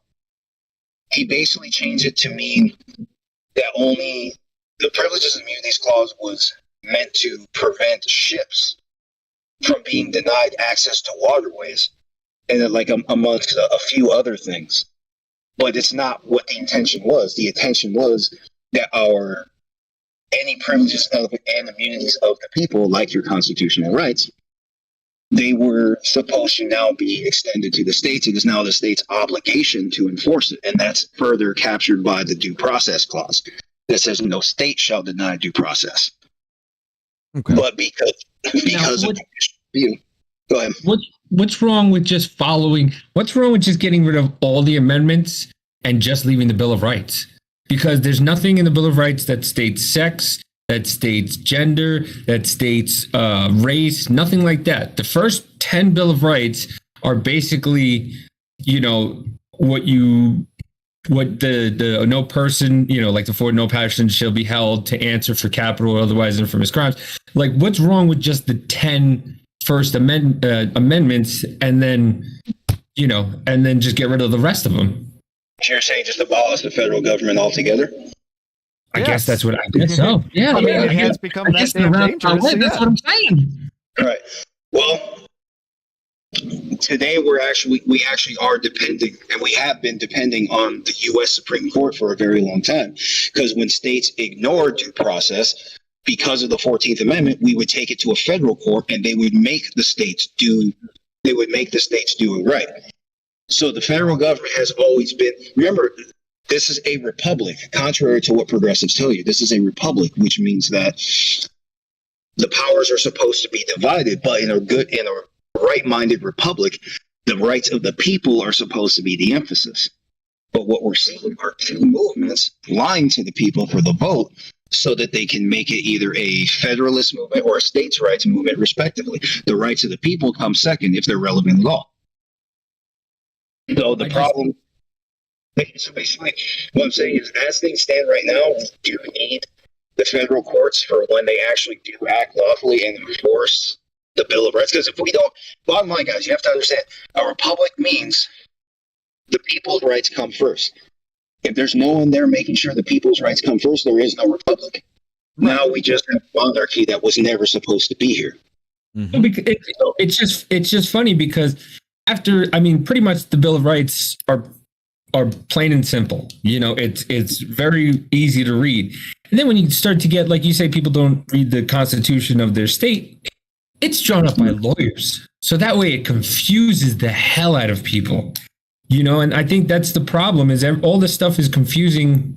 Where they write up these bills, in Congress, and and you have everybody, well, the Republicans don't like soldiers, and it's like, no, did you read the entire bill? Did you read everything that's in it? Oh yeah, they said that they get money for the soldiers, but and it goes, no, but did you read, like, it says that you get 20 billion here, 20 billion there, 20 billion here, 20, like, it's giving out money. And then the way they write it is like the soldiers bill, they wrote it, instead of could spend up to $400 billion or whatever it was, and now it says must. And everybody's like, what? It's one little change. I go, yeah, it's one little change that changes the entire bill. Yeah. Instead of they could spend 400 billion, now they must spend 400 billion. And where do you think that money's going to go when they don't spend it all or whatnot? What do you think it goes? Do you think it just goes back into? It doesn't go back into their own pockets, you think, does it? No, they donate it, just like Bill Gates just donated $5 million or $5 billion to the Bill Gates and Melinda Gates Foundation, and everybody's like, oh, he just donated the largest amount ever to his own self. Right. And that's what so we he do. can sit there and say he's no longer one of the richest people in the world. Yes, that's exactly what the fuck he did. That's what the government does. The government does the same thing. And I think if you put it in more clear writing, and they do it on purpose to confuse the people, so that way the people doesn't, since, nobody understands language because, you can't speak in any other way, or if you speak a certain way, it's what, they don't speak white, so it's not good. No, it's just English. Speak English. Right. Well, here's the thing. It's not that they aren't speaking English. It's that there has always been legal context. Like I was saying with the reasonable man standard. Or here's another example, the Fourth Amendment, where it says, where the protection against unreasonable searches and seizures. The word unreasonable isn't really specific, but in legal context, it makes sense. In other words, no law, no reason to go against the Fourth Amendment. Well, there's no reason to go against the Fourth Amendment, but in other words, if there is no reason for law enforcement to be involved, then they do not act. Right. And now things get even crappier. Now might understand my criticisms of judicial review, because the Fourth Amendment apparently is not would seem unclear based on the things that police do and do not get away with. Like, the conversations around qualified immunity are relevant, but qualified immunity is a small fraction of the problem. What happened? I don't remember the dates. Basically, somebody defending these dipshits, they were cops, and they were after the bad guy, shooting at the bad guy from their car. And they were, well, obviously endangering people, but they tried to argue immunity. Their lawyer, corrupt as fuck, came up with this argument that mistakes in law enforcement are unavoidable, and basically saying that if mistakes in law enforcement are unavoidable, basically arguing that cops should not be penalized for good faith exercise of their training. And that's why you see so many conservative judges are making that exact argument, saying that cops should not be penalized for good faith execution of their duties. Because what the courts did with that case, they created a new doctrine called reasonable mistakes.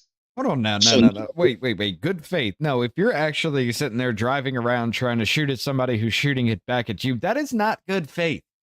It's not. You were putting other people's health and safety at risk. That wouldn't be good faith in any way, shape, or form for that. So should they be held to account? Fuck yeah, you're right. Yeah, that's clear. That's clear endangerment. But there are some ins and outs of the cases I'm missing. But here's what it comes down to: cops are acting based on their training. So because of this court case, forget the name, something v. Callahan, Pearson v. Callahan. So because of this court case, the lawyer made the argument that because mistakes in law enforcement are unavoidable, it is unfair to hold police officers to the unreasonable standard. In other words, to say that you cannot say that cops are acting unreasonably because these mistakes are unavoidable. No, that's a lot of bullshit, though. It's misconstrued as fuck. No, it's misconstrued as fuck. And Because if that's the case, Uvalde, the cops should never be held accountable for Uvalde then. it won't. And they won't probably for that reason. But also, remember, there's a lot at play there too. Because law enforcement, they are supposed to act within their training, but if their training doesn't say jump in front of a bullet, you can't make them jump in front of a bullet. Like right here in the LA County, well, I know 2 LAPD police officers. The current policy on active shooters is that the officer must pursue, but does not say how close or how far.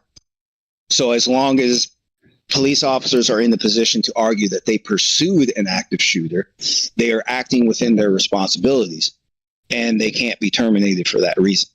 So, Pearson versus Callahan, 2009, after the Utah Court of Appeals vacated respondent's conviction for possession and distribution of drugs, which he sold to an undercover informant he had voluntarily admitted into his house, he brought this 42 U.S.C. 1983 damages action in federal court alleging the perpetrators, the officers who supervised and conducted the warrantless search of the premises that led to his arrest after the sale, had violated the Fourth Amendment. Well, yeah, that would be an unreasonable search and seizure, because even though the dude actually had the knowledge that was there, he didn't have the written approval going there. So I would call that unreasonable search and seizure, because there was no warrant to go into that house to get that. Right. Well, remember, there are exceptions around warrant, like probable cause. So, like, if you're law enforcement and you're witnessing somebody in private property getting beaten, that's illegal. You hop the fence, you stop. Probable cause that would have to be done in that moment. You don't come back later and do that. Yeah. Probable cause is just like breach of the peace in England. It's just a reason. Well, I got probable cause. Probable cause. You're breaching the peace.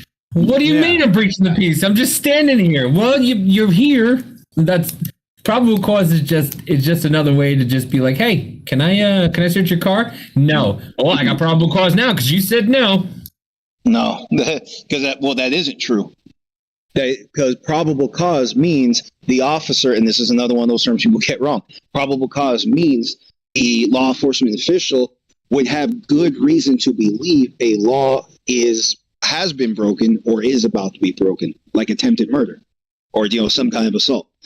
So just because you say no to a search, you don't have a warrant for that anyway. The plain view rule is different. So if cops see something that is supposedly illegal, yeah, they can search, but they actually do have to get those things right. But what complicates this is that little thing called civil forfeiture, where basically governments just use that to intimidate people and keep them from exercising this right, because they'll take your car, they'll impound it probably indefinitely. You have to get it back through civil court, which means you have to wait your turn in line. So you all know how backed up the system is. So again, good fucking luck. So it's all messed up. A lot of things are all messed up, and you don't see conservative America trying to fix it. They're actually embracing it. That's why you always see these things like Back the Blue. Everything is about deflecting from criticizing the laws that actually enable corrupt government. Yeah. They're never going to stop it. That's why people just have to vote against these movements. The current Republican Party is fraudulent. They don't care about anything but control. Yeah, well, I mean, it's obvious. That's why I don't like any. That's why me personally, I don't like any of them. I don't care. That's why when you say vote blue, no matter who, you got to ask, well, why? Well, what do you? No, I'm just asking why. I don't like either of them. There's no reason why you're going to sit there. Mitch McConnell, who quote unquote is a Republican. McConnell. Yeah, Addison's out there now. They're having him and Joe Biden are going to have lunch next week or this week or something like that.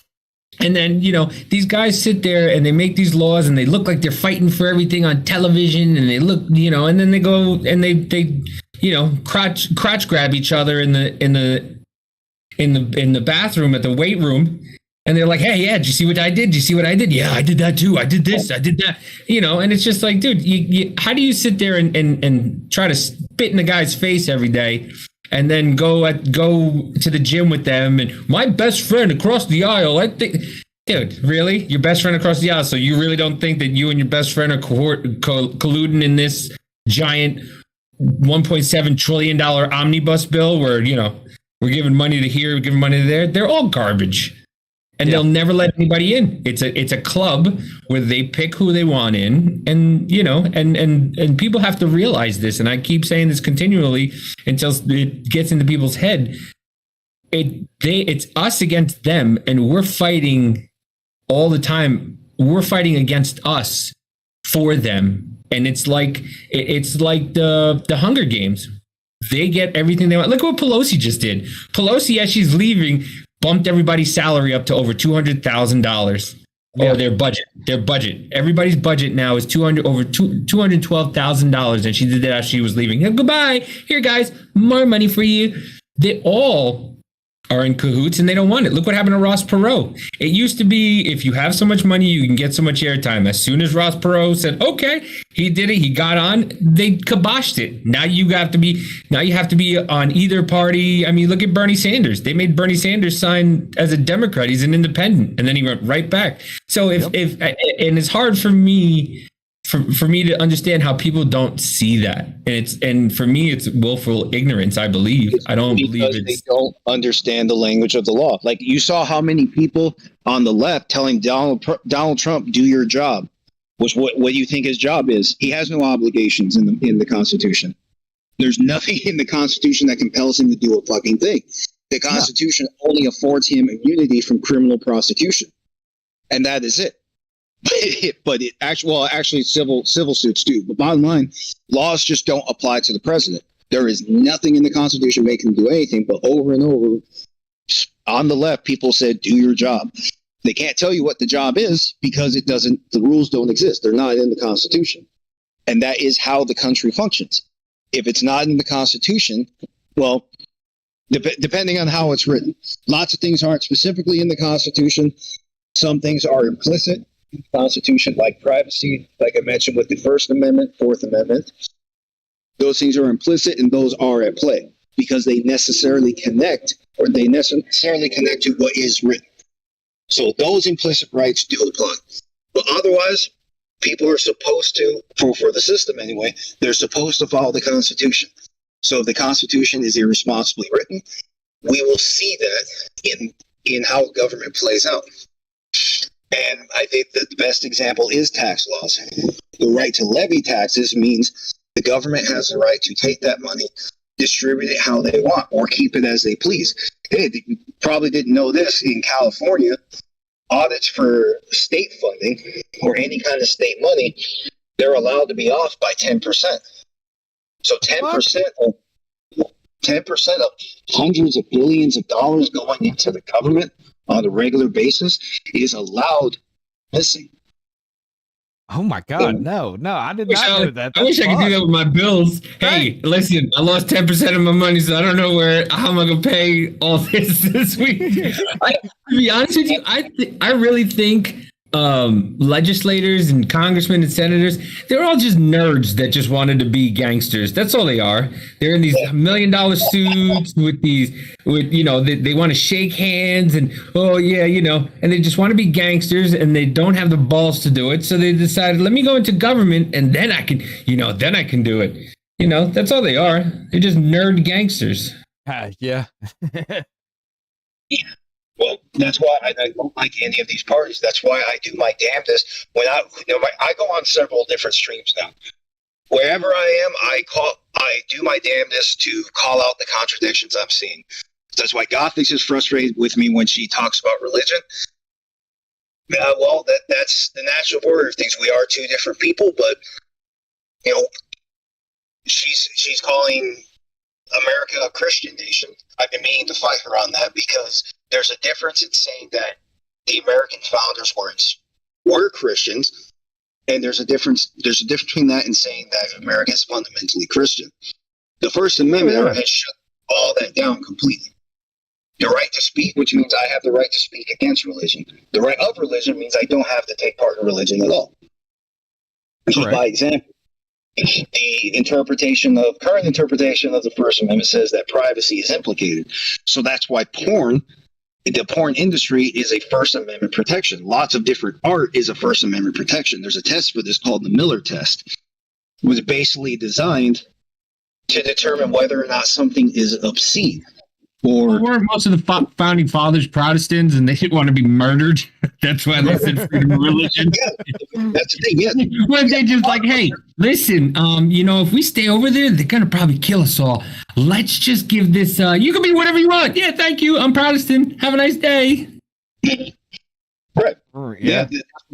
That's the part people leave out. Yes, the Christians came to America hoping to practice Christianity, but the reason they left is because England was towards the end of a 200-year war between the different factions of Christianity. And then somehow in there, when Catholicism became recognized as a legitimate Christian practice, somehow they became dominant. Well, they fucked up the world, good and proper too.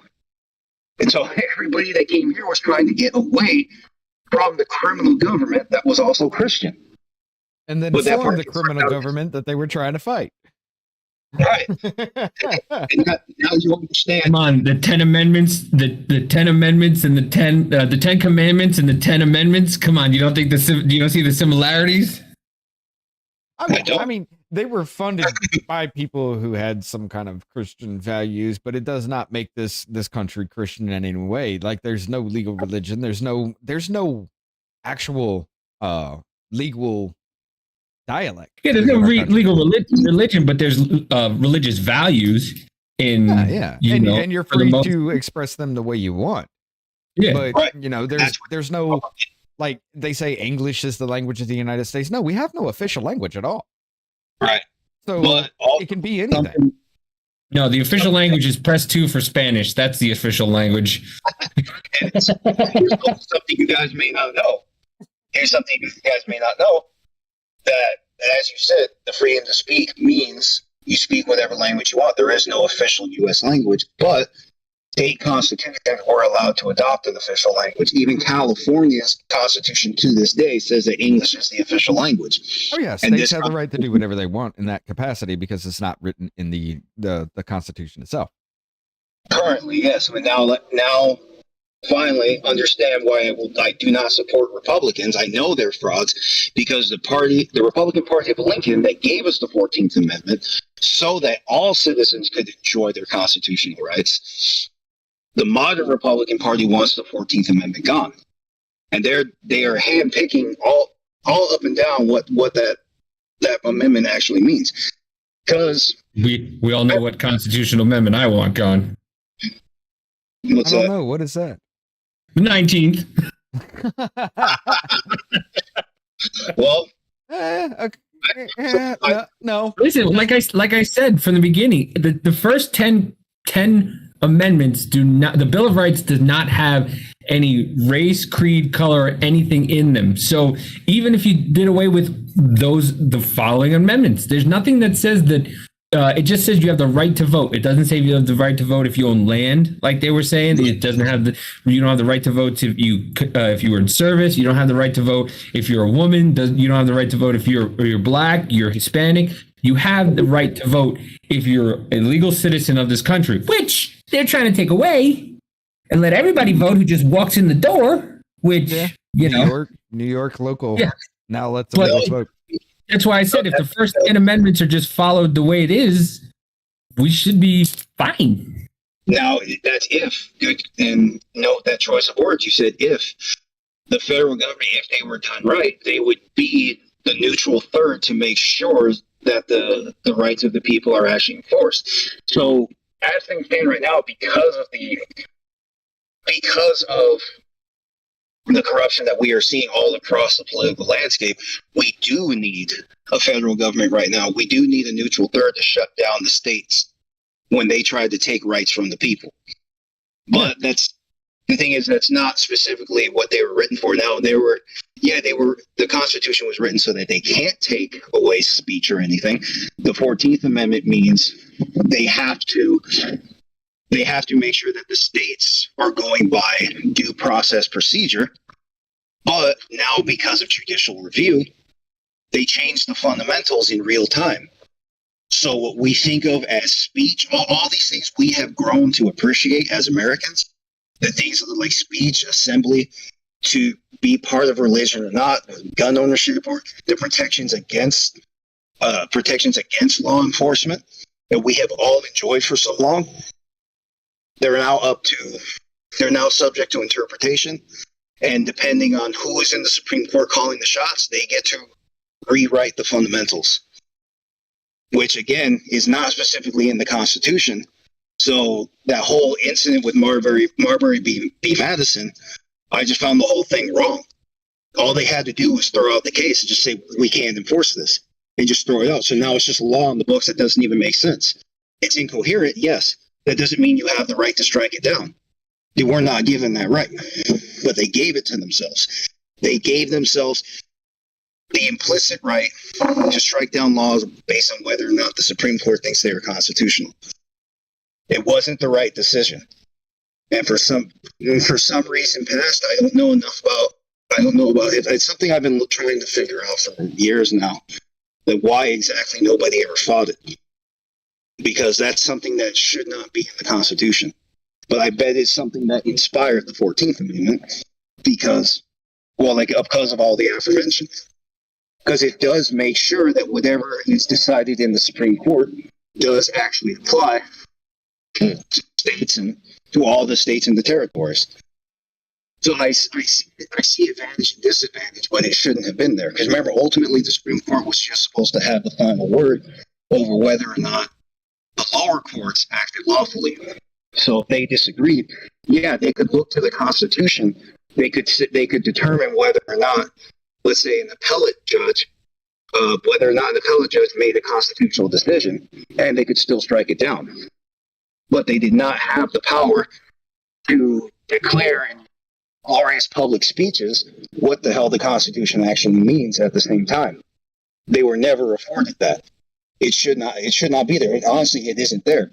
But it's been in practice for so long, I don't think anybody even knows how to function without it. So that's where we are in trouble. So to answer your question, you say, why not just go by the 10 amendments?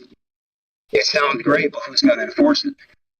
Like a lot of states, because the federal government was there as a check on the states to some degree. The states, for the most part, did whatever they wanted, but there are limitations. Like states can't negotiate with foreign countries. They have to do that through a representative in the federal government. And that's about we need to get you some better equipment, dude, because I mean, I like listening to you, I like talking to you, but you sound like a broken ass robot right now. Yeah, I apologize for that. I'm out. Listen, it's nice that your mic works finally. Yeah, right. Look, I've been working on the settings since I had to redo the entire thing. So there we go. I actually do have a headset. I just didn't bring it with me. And it's fine. I'm just saying we need to get you set up to where you can be doing some shit like this too, because you do make some damn good points. Like I said, I love talking to you about kind of things. Life is very different. I want to help you make a good point then. Life is very different when you learn the fundamentals first and then figure out how everything else makes sense from there. That's just the difference between me and what everybody else is doing. I looked at the ground rules first and then asked myself if what they said makes sense. What they said doesn't make sense. The right to speak does, the right to speak, the right to assemble, all these great things help. There are even some protections that are specifically afforded in state constitutions that are not afforded in the federal constitution, like California's, and it's in the first section of their Declaration of Rights.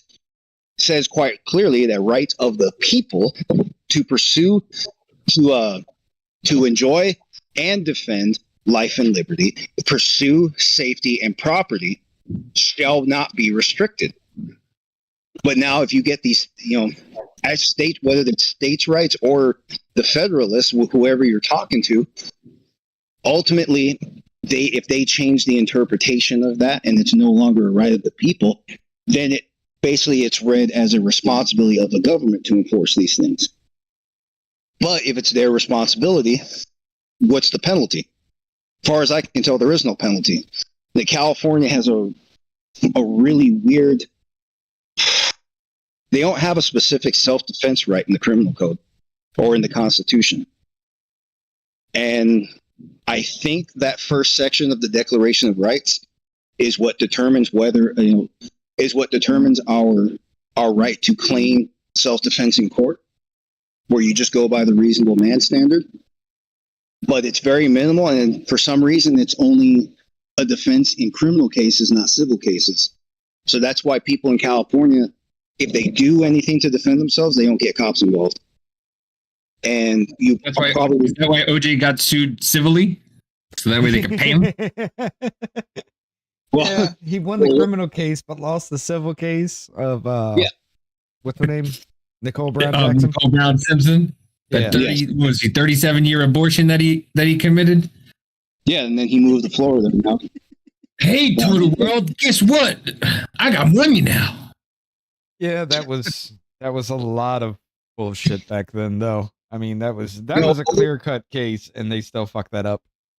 No, well, you'd think so. I know, as suspicious as OJ was, the jury made the right decision for a simple reason, as I explained. Well, I didn't explain this part specifically. Criminal court is all about establishing who acted within rights, who did not.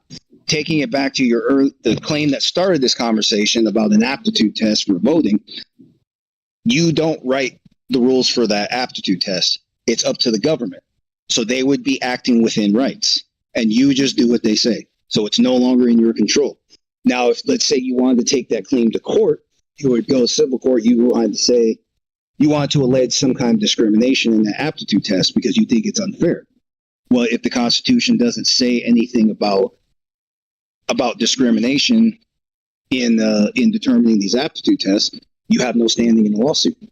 So that means the government acted within rights. It's not a question of whether or not it was ethical. It's not a moral question. It's a question of whether or not it's legal. Now, if something is morally important, the presumption is that if people found something so morally important, they would just put it in their constitution, like so many state constitutions have. The state constitutions have protections. Like Arizona's state constitution actually specifically says that citizens can forcefully stop police from using excessive force. Ain't that some shit? And it's specifically their Bill of Rights. So like I said, everything that was wrong-headed about your statement that there should be some kind of a test to determine who qualifies for voting, it's a fundamental misunderstanding of the rules. Who has the right, who does not? That's basically the nature of all things in law. Who has the right, who does not? In the OJ case, they determined he acted within rights, not because he killed somebody. Everybody suspects he killed somebody, but remember, the prosecution has to prove who did what. So in order to do that, they had to establish OJ did not act within rights. Now look at the evidence. They said his fingerprints were on the murder weapon. He owns that knife. He has the right to use his own property. So the fingerprints alone don't establish that he was a killer. And then you have the infamous glove thing. Yeah, if the gloves don't fit, you must have quit. Right. I don't think those were his exact words. If you look around online, his exact words were different. But still, the same thing. The glove didn't fit. And there were other things at play there. The fact that it was OJ's house. They found him at the scene of the crime. He's allowed to be at the scene of the crime. He lives there. So you can't. But I mean, dude, that's so like vague and everything like that. Like, dude, you could put 2 and 2 together and get 4, but they still made it to where 2 and 2 is 17 in that whole case, just to confuse the hell out of everybody. Because let's just be honest, just because it's his house, it's his knife, doesn't mean he's the killer. The facts around that case and what happened leading up to that incident, yes, she was fucking around with another dude. He found out about it. He caught him, and it was a crime of passion. That's all that shit was. But the evidence. I get what you're saying. I get what you're saying. You have to prove the intent and everything like that. But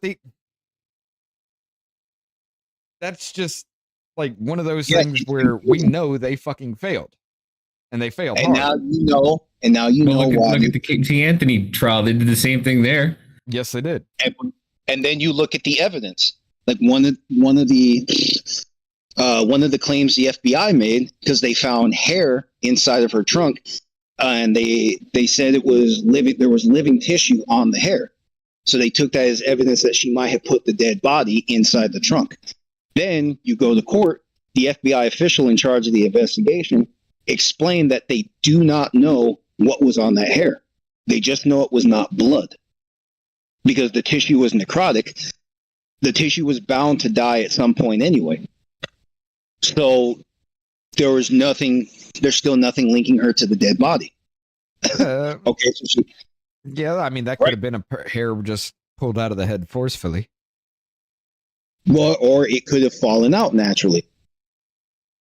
There are lots of things. And they also, I remember, I think there was also something else made it kind of obscure because the DNA matched. The DNA matched Kaylee and Casey, but the DNA should match because they're directly related. So that was something else that distorted this. So that's another reason the evidence couldn't have been held against her. And also another thing that people, I don't even think they know, because a lot of people really didn't watch the trial. They just looked for the conclusions in the media. But most of the people, a few of the people that spoke out against her to investigating officials, they didn't even show up to court, or the ones that did changed their story. So people who initially wanted to implicate or suggest that it was Casey who did this, all of a sudden they didn't want to lean on that story so much. And there should be a kind of a questioning and investigation as to why they did that shit. Well, that's a separate investigation. I agree, but that is a separate investigation. You're right. I believe that's. But I mean, that's kind of things like, okay, so you make this testimony and everything, and now you want to recant it. Either something happened in the background, or you were lying in the first place. And either way, we need to fix that issue. Right. Well, keep in mind it's also based on what you said under oath.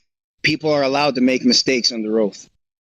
So it depends on how they explain it. So what you're talking about, depending on how it's carried out, that could be considered malicious prosecution, because people are allowed to make mistakes under oath. Like all those people that were investigated, you saw it, the House of Representatives invested just about every Republican they could, and statement after statement was, "I don't recall." Well, yeah, that's a fucking problem. But it's there, and it is a legal defense. No, but it is the right thing to do. Yeah, it stops the incrimination, but it also kind of says, "I don't recall." Is also kind of saying you're bullshitting as well. And that's the right thing to do, because the system is supposed to, the government is supposed to provide the evidence. If there is no evidence to weigh, then so what? These people don't have statements. There's no evidence to weigh. And that keeps the government from getting used against us. And now you know why conservative America hates the Fourth Amendment so much. They hate the Fourth Amendment because it does put serious limits on who they can prosecute. Like, they can't just use their intuition. They can't just bring it back to the days where the accusation by a police officer was all you needed. The Fourth Amendment puts a burden of proof. Well, a lot of things do. But the Fourth Amendment mostly puts the burden of proof on the government. You had no business. To the Salem witch trials then? Well, that was back when I don't know how much of that was actually legal. None of it was. All they had to do was have a little girl or a little boy or somebody in there just say you're a witch and you were burned at the stake or thrown into a river. Or none of it was legal. And weren't those mostly Amish communities? Most of them, yes. Because you see, that's another thing, another misunderstanding of the First Amendment. The interpretation, the test is called the Lemon test. It's named after one of the judges on the panel that created this test to determine when somebody's acting within the right to exercise religion and when they're committing a crime. So the test is historically been taken to mean that there are exceptions for certain behaviors if people are practicing religion specifically. But at the same time, the court isn't there to define what a religion is. So the test doesn't make sense the way it's applied. So, there's a notable case where public schools were implemented, so you now have compulsory education, and the Amish took it to the Supreme Court. They said because Amish religion mandates that the parents or the community are responsible for educating the kids, they cannot be forced into public schools. And that was taken as, so basically they were given the religious exception. So in other words, the Amish had it right in the first place. Yeah, but here's what I'm saying. And that is basically what I'm saying. But what the courts do is they give exceptions to the Amish instead of understanding that the religion being a right of the people. If the Amish can get an exception, then the law just isn't constitutional. The law just should not be applied. So no one should be forced into anything. Same thing with the draft. That there are exceptions were given for basically any Christian pastor that was polled, or anybody that was that gave their life to the church. And that was the wrong way to see it. They were not supposed to be giving exceptions to the religious. The law was just supposed to be considered unconstitutional and not practiced. Okay. That should have been it. Because it is a right of the people. The right of the people is not supposed to be open to interpretation by the government. There is such thing as compelling government interest, where they determine whether or not public safety is really at risk, or whether or not a constitutional right is really in jeopardy. But this isn't that. The right thing to do is just to say the right of the Amish or the right of any Christian to practice their religion. And since the government can't define what religion is, this law doesn't apply. Instead of just granting specific exceptions based on religious doctrine. Because now what you're doing there, you are as an individual, you are having to prove to the government that you're exercising a constitutional right. And the Supreme Court just shut down New York's gun permit laws, saying there is no instance in U.S. history where the people have to prove to the government they are exercising an individual right. But then why do you do that with religious exceptions? If one religion gets an exception, all people get the exception, because the right of religion is for everybody. It's not a matter of they were exercising the right at the time. It's a matter of whether or not the law is to be applied to anyone at all. So if it does not apply to the Amish, it does not apply to me. But that's not how they see it. And now you know why Republicans talk up religious rights, because they use religious exceptions for everything. Oh, yeah. I will agree with that part too. But we've been going for like 2 hours now, and I know you were supposed to have something to do here, Joe. I'm gonna catch somebody soon. Yeah, we can continue this later if you'd like to, because I'd still like to bounce some ideas off of you. But I will state to the whole fact of maybe my whole little aptitude test. Yeah, okay, maybe it may be a bad idea, but there needs to be some type of kind of control.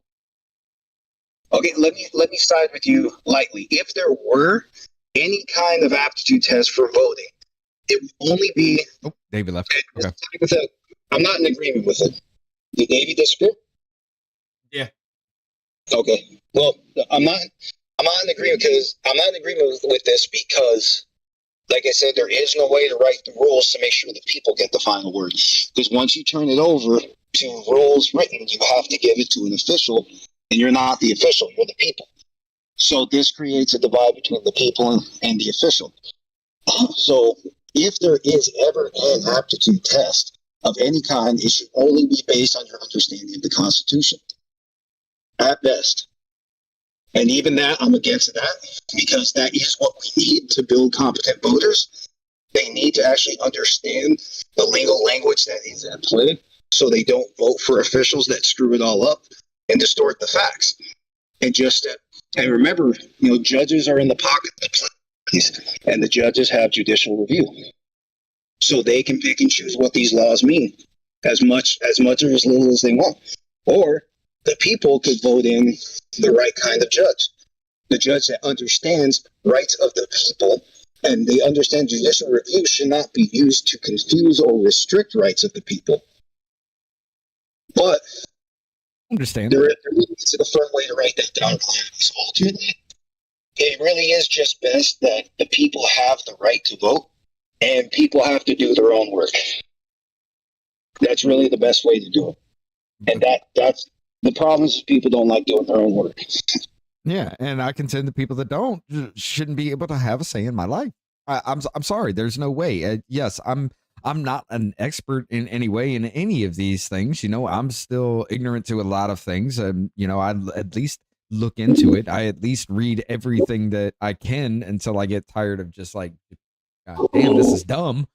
You know, until I get to that point. But these people that, I mean, there's people even in my own neighborhood, dude, like before I even started talking to them that didn't even know that the Bill of Rights was a thing.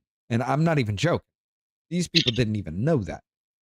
They couldn't even, they say, okay, the Fifth Amendment because, well, they've been in jail a lot, but that's about it.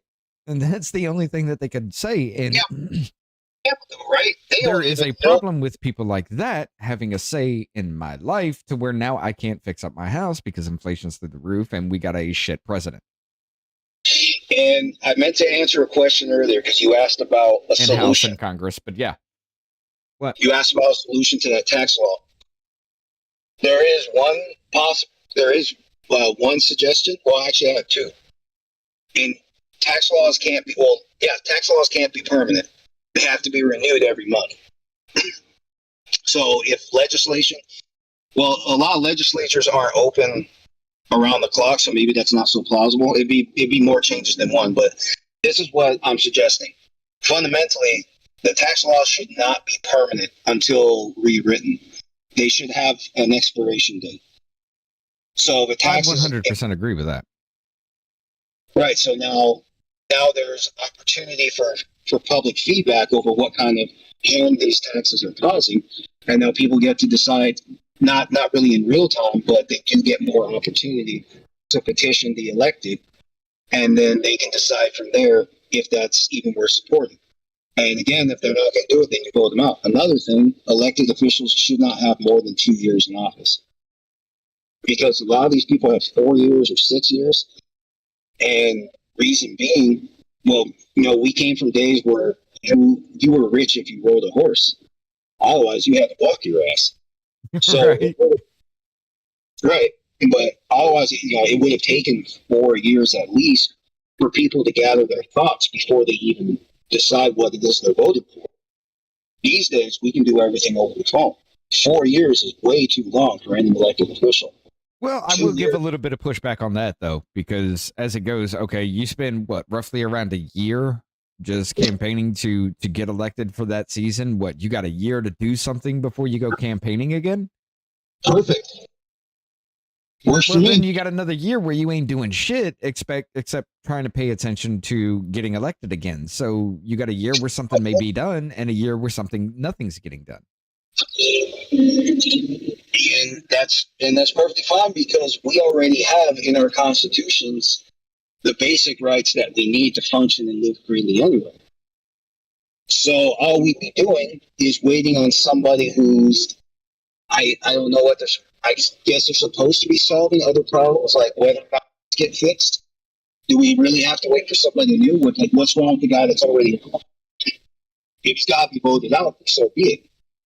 But everybody needs access to constitutional law. Everybody needs access to that understanding. Remember, we should be able to pick the average man and woman for anything. Right. The average schmuck anywhere off the couch, you can vote for that guy to be a sheriff or a fucking judge. It does depend on your state constitutions, though. In California, and this is something for people, if there is anyone listening other than you and me at this point, they have in the state constitutions, the counties get to decide how the county officials are elected or who qualifies. Right. So what you get are a bunch of people. It's like a minimum. You need a bachelor's degree and some other experience. So all you get is a guarantee that the political parties who are already in office, they stay in office. They're the only ones with the money to do all this stuff. Right. So that needs to be changed at the state level too. And now here's what people should understand. Because if you understand the Constitution, you understand the Constitution's for everybody, then you should know that being an elected official is about preserving the meaning of the Constitution for everybody else. So if you're being voted into office, so again, sheriff, and I use sheriff just because that's the example. That's the easiest one for people to grasp, but it applies to any elected office. You understand the Constitution, so you become the sheriff. You understand unreasonable searches and seizures and probable cause. You are not elected to confuse or restrict the meaning of those words. So everybody needs to understand. Everybody is in position to defend these. And understand that when the government isn't going to listen to you, they have to listen to the vote. So everybody gets the right to vote. So at very least, everybody has an opportunity to remove the wrong guy from office. That's why I felt. Hey, we're kind of losing you a lot, but I get what you're saying. Oh, I'm sorry. Do you hear me now? I am driving again. Yeah. I mean, I can hear you. It's just cutting in and out. But yeah, let's actually continue this because I like this, dude. I mean, there still needs to be some kind of change because there's people that don't understand anything, that whether it be the understanding of the law or anything like that, or even right down to not even knowing who the hell you're voting for, something like that. There needs to be something to where these people cannot affect our lives anymore. There needs to be something that happens, and I don't know what it is, and I'm opening the door for anybody that may have a better idea, but simplest solution. Well, fundamentally, the solution comes to rewriting the Constitution so that they don't have the authority they have. Again, the tax laws is the best example. It's an unlimited right. They can tax you as they please. They can get rid of the taxes as they please, which they almost never do. So you rewrite the Constitution so now the fundamentals do not allow these corrupt officials to take as they please. They can take a little bit. So like I said, let's take my earlier example where tax laws have an expiration date. So they're implemented at the beginning of the month, and then I'm waiting for a cop. Sorry. I'm not supposed to be on my phone. Oh, what's funny is I know that cop. Oh. She's a friend of our family. I don't know if she was waving at me or not. Glad she didn't see me on my phone. Because it was funny because she could write me up today. She gave me the ticket, and then she'd come over for dinner tonight at my family's house. Oh, no, fuck that. No, hold up. No, I won't be mad. No. If I fucked up, she got me. I'm not gonna put her job in jeopardy just for me. No, but I'd be looking at him and be like, that's some shit. All right. I've already got to pay this ticket. Now I'm paying for your meal tonight. This is kind of fucked. No, my mom would be. Well, I'm just saying that shit's funny. So I wouldn't even be mad. I think that's funny. I'll be telling people at work. Okay. But short version, the constitutions have to be changed. They have to be written. People need to understand there are rights of the people, and then there's everything else. Okay. And the rights of people cannot be subject to interpretation. Judicial review needs limits, and other constitutional limits need to apply. Again, put an expiration date on tax laws. You have a certain, let's say, simple majority vote. The taxes are still implemented, but now that here's also what makes that better. It forces the elected officials to listen to the people in real time, instead of I think Texas, the legislatures only go into session every few months or something, like every 2 years, right? Or something like that. For Texas, no. But I mean, I'm going to be honest. When it comes to states' rights and everything like that, I only pay attention to my own. You should learn, because the league, and this is also another reason a federal government, as things stand right now, or at least a federal court, is necessary, because they have historically enforced the meaning of all legal language, whether it's rights of individual people or rights of the government, and that separation. We have always needed somebody to enforce that separation, and the federal courts have actually historically done that. The modern Supreme Court, that's an iffy thing. once people start packing the court with different justices, we'll see. Insofar, the current court has enforced the individual rights interpretation of the Bill of Rights. So far, that's what matters most. But I also sense it's political. They're really just doing it now because if they don't do it, they know the other guy ain't going to do it. So it's just a way of getting it. Oh yeah, there's a lot of political motivation between everything that they're doing with it right now. There definitely is, and there shouldn't be, because that's supposed to be the only branch of government that has no political affiliation. Well, then again, judicial review changed that too. Actually, political parties changed that, so that's why the parties just need to go away. I do agree with that. I mean, literally, if you sat there and you removed the D or the R in front of somebody's name, or red or blue or anything like that, and you gave these people just names on a ballot, I'd like to see how much that would actually change then. Because if you take away the D or the R, there's a lot of people in there that would just don't know what to vote for and wouldn't vote for D or R. They'd just probably throw random names on the ballot.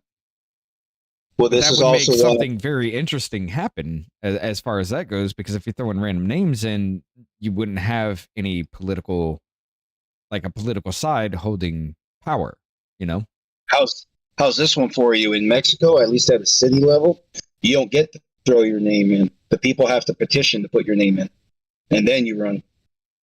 Ain't that something? Hey, hold up. Okay. I like that one though, because it's okay. You're not spending money to be put on the ballot. You just have to go out there and talk to the people, and the people say, "Yeah, I want him on there." Well, you still have to promote yourself a little bit, but oh yeah, but I mean, literally, just to be put on a ballot here in this Alabama here, I think it's like what $5,000-6,000 for me to be put on the ballot for governor. Now, if I do anything with it, it doesn't matter, but my name's still on the ballot. What? Oh, you were breaking down hard, dude. Can't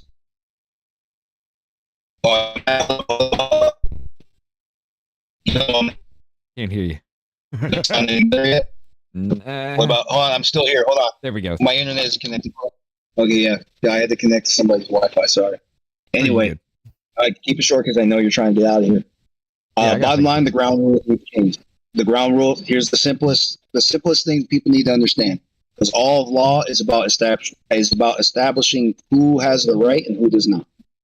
Not just criminal law, but I mean the process in general is all about establishing who has the right and who does not. The people need to rewrite their state constitutions so that rights of the people are secured, and we need penalties for electors that try to go against it. For elected officials that try to go against it. We don't have that. Yes. Now, we need that. To a point that doesn't make sense. Now, try this. You're governor. The governor has rights to speak as governor. The governor has rights to talk about anything, just like the president. That's why Donald Trump, he's not going to go to prison for the possession of documents because he obtained those while he was president. He has the right to hold those while president. So since he would be charged based on the timing of the events and he was president at the time, nothing's going to happen. Now that's controversial because he has access to very sensitive files that could possibly endanger all national security. But let's go with it. He has that right. He can speak to anything he sees. But what if let's say he's talking about things we want to know about. But then you try and make it illegal. Now the people lose rights because people believe they have a right to know. That's the truth. They actually do have a right to know. The president has a right to speak, not an obligation to speak. Right. So if you write the rules too carelessly, the people lose rights. So what if the people, let's say there's some information the government just has all right to know, but never the people. Well, that's unconstitutional anyway. That goes against freedom of the press, freedom of speech. It goes against really just the fundamentals of America. The government is supposed to answer to the people. So the people don't have a right to hear, but the government has a right to speak. Well, now it's incoherent. So that's what I mean. People just need to understand there are rights of the people there, and then there's everything else.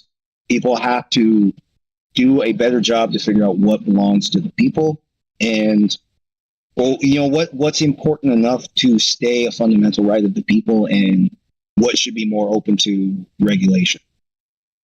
So until they figure it out, that's where we are now. Until it's no longer fluid, that's where we are now. Okay. And That's it. I agree with a lot of what you're actually saying, but I don't know, dude. Yes, it is the right. It is the ability of the people to vote, but I don't know. That privilege shouldn't be there for some people who have literally no idea what they're voting for. Like I said, So now think about this: you vote in who you thought was the right guy. He turns out to be wrong. well, then you just So recall. now, Simple as that. but You don't even have to wait but that long for the next election. You just recall the son of a. but if you only have qualified voters, what if they don't recall? But if everybody can vote, then everybody can change their mind. And everybody's regulating the government. That's why everybody needs the right to vote, so everybody can play that role. But then again, on the reverse side, you still got Gavin Newsom, who did everything that he did to fucking Californians, and he had a recall and somehow still won, even though he literally took away the rights of every single person.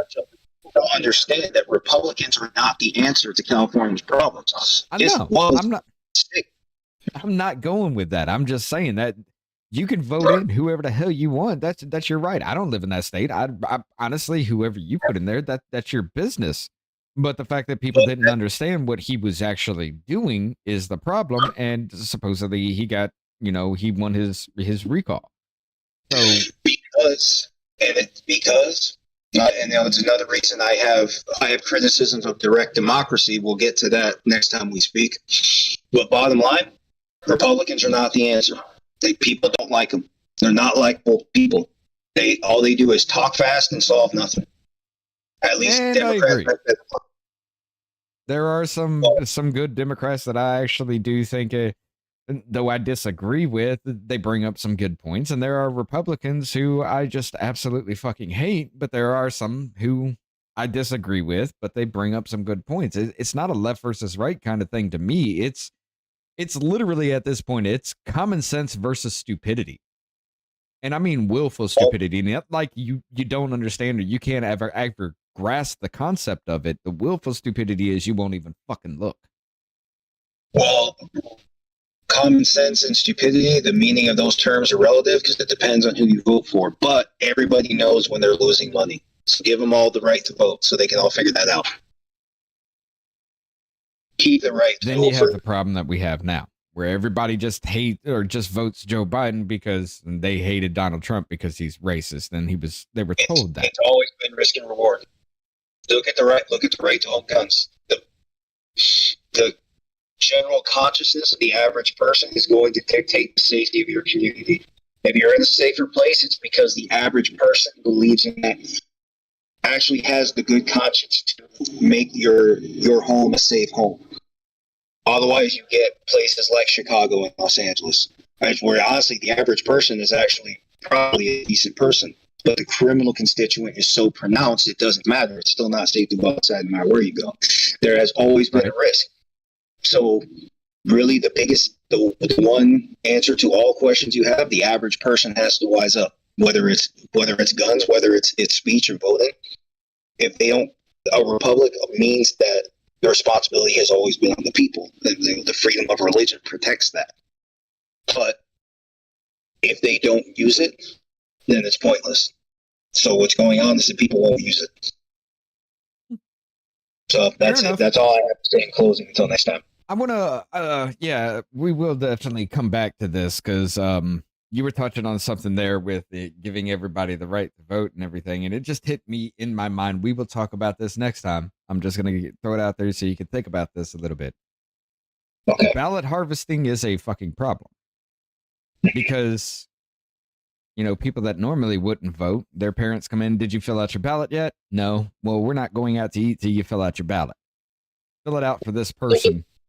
Let me send it in. We need better constitutions because you have to think, first off, people should ask themselves if they even want government to have control over these things. Tax laws are the best example. You can be taxed in an unlimited way.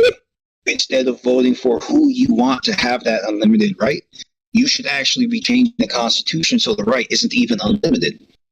The divide of powers is a concept that has been lost in U.S. government. Everybody's looking for a different monarchy, even the libertarians. And I'll get to them next time. But the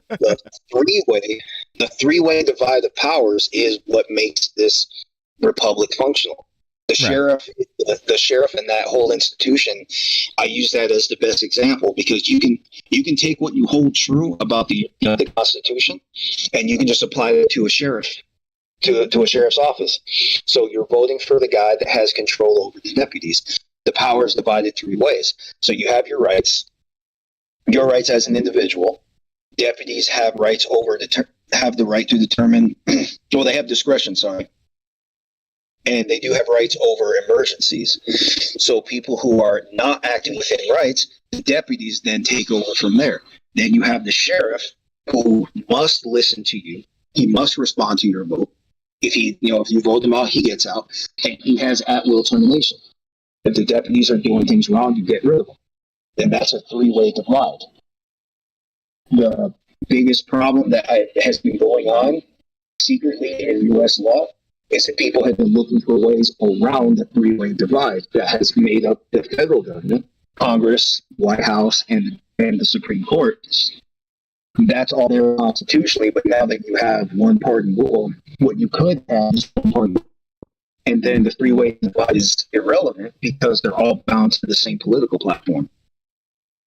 I caught most of that, but you were breaking up close to the end of that. Three-way divide. Got to return to it again. Well, I got that. I was just you were breaking up right there at the end. But okay, basically, I've got things to do with the house, dude. We got to come back to this, but I've got to go back and get my chores done before my wife comes home. All right, go ahead, do what you're doing. Everybody, you have a voice. Use it. Yeah, we would definitely do that. Later on tonight, I'm going to message you. We'll set up another time for this, dude. I did not honestly want to spend this long on this today either, but yeah, I'll message you. We'll get back to talking again here in a minute. All right. All right. See you next time. All right. Take it easy, everybody. I gotta go real quick. Peace out.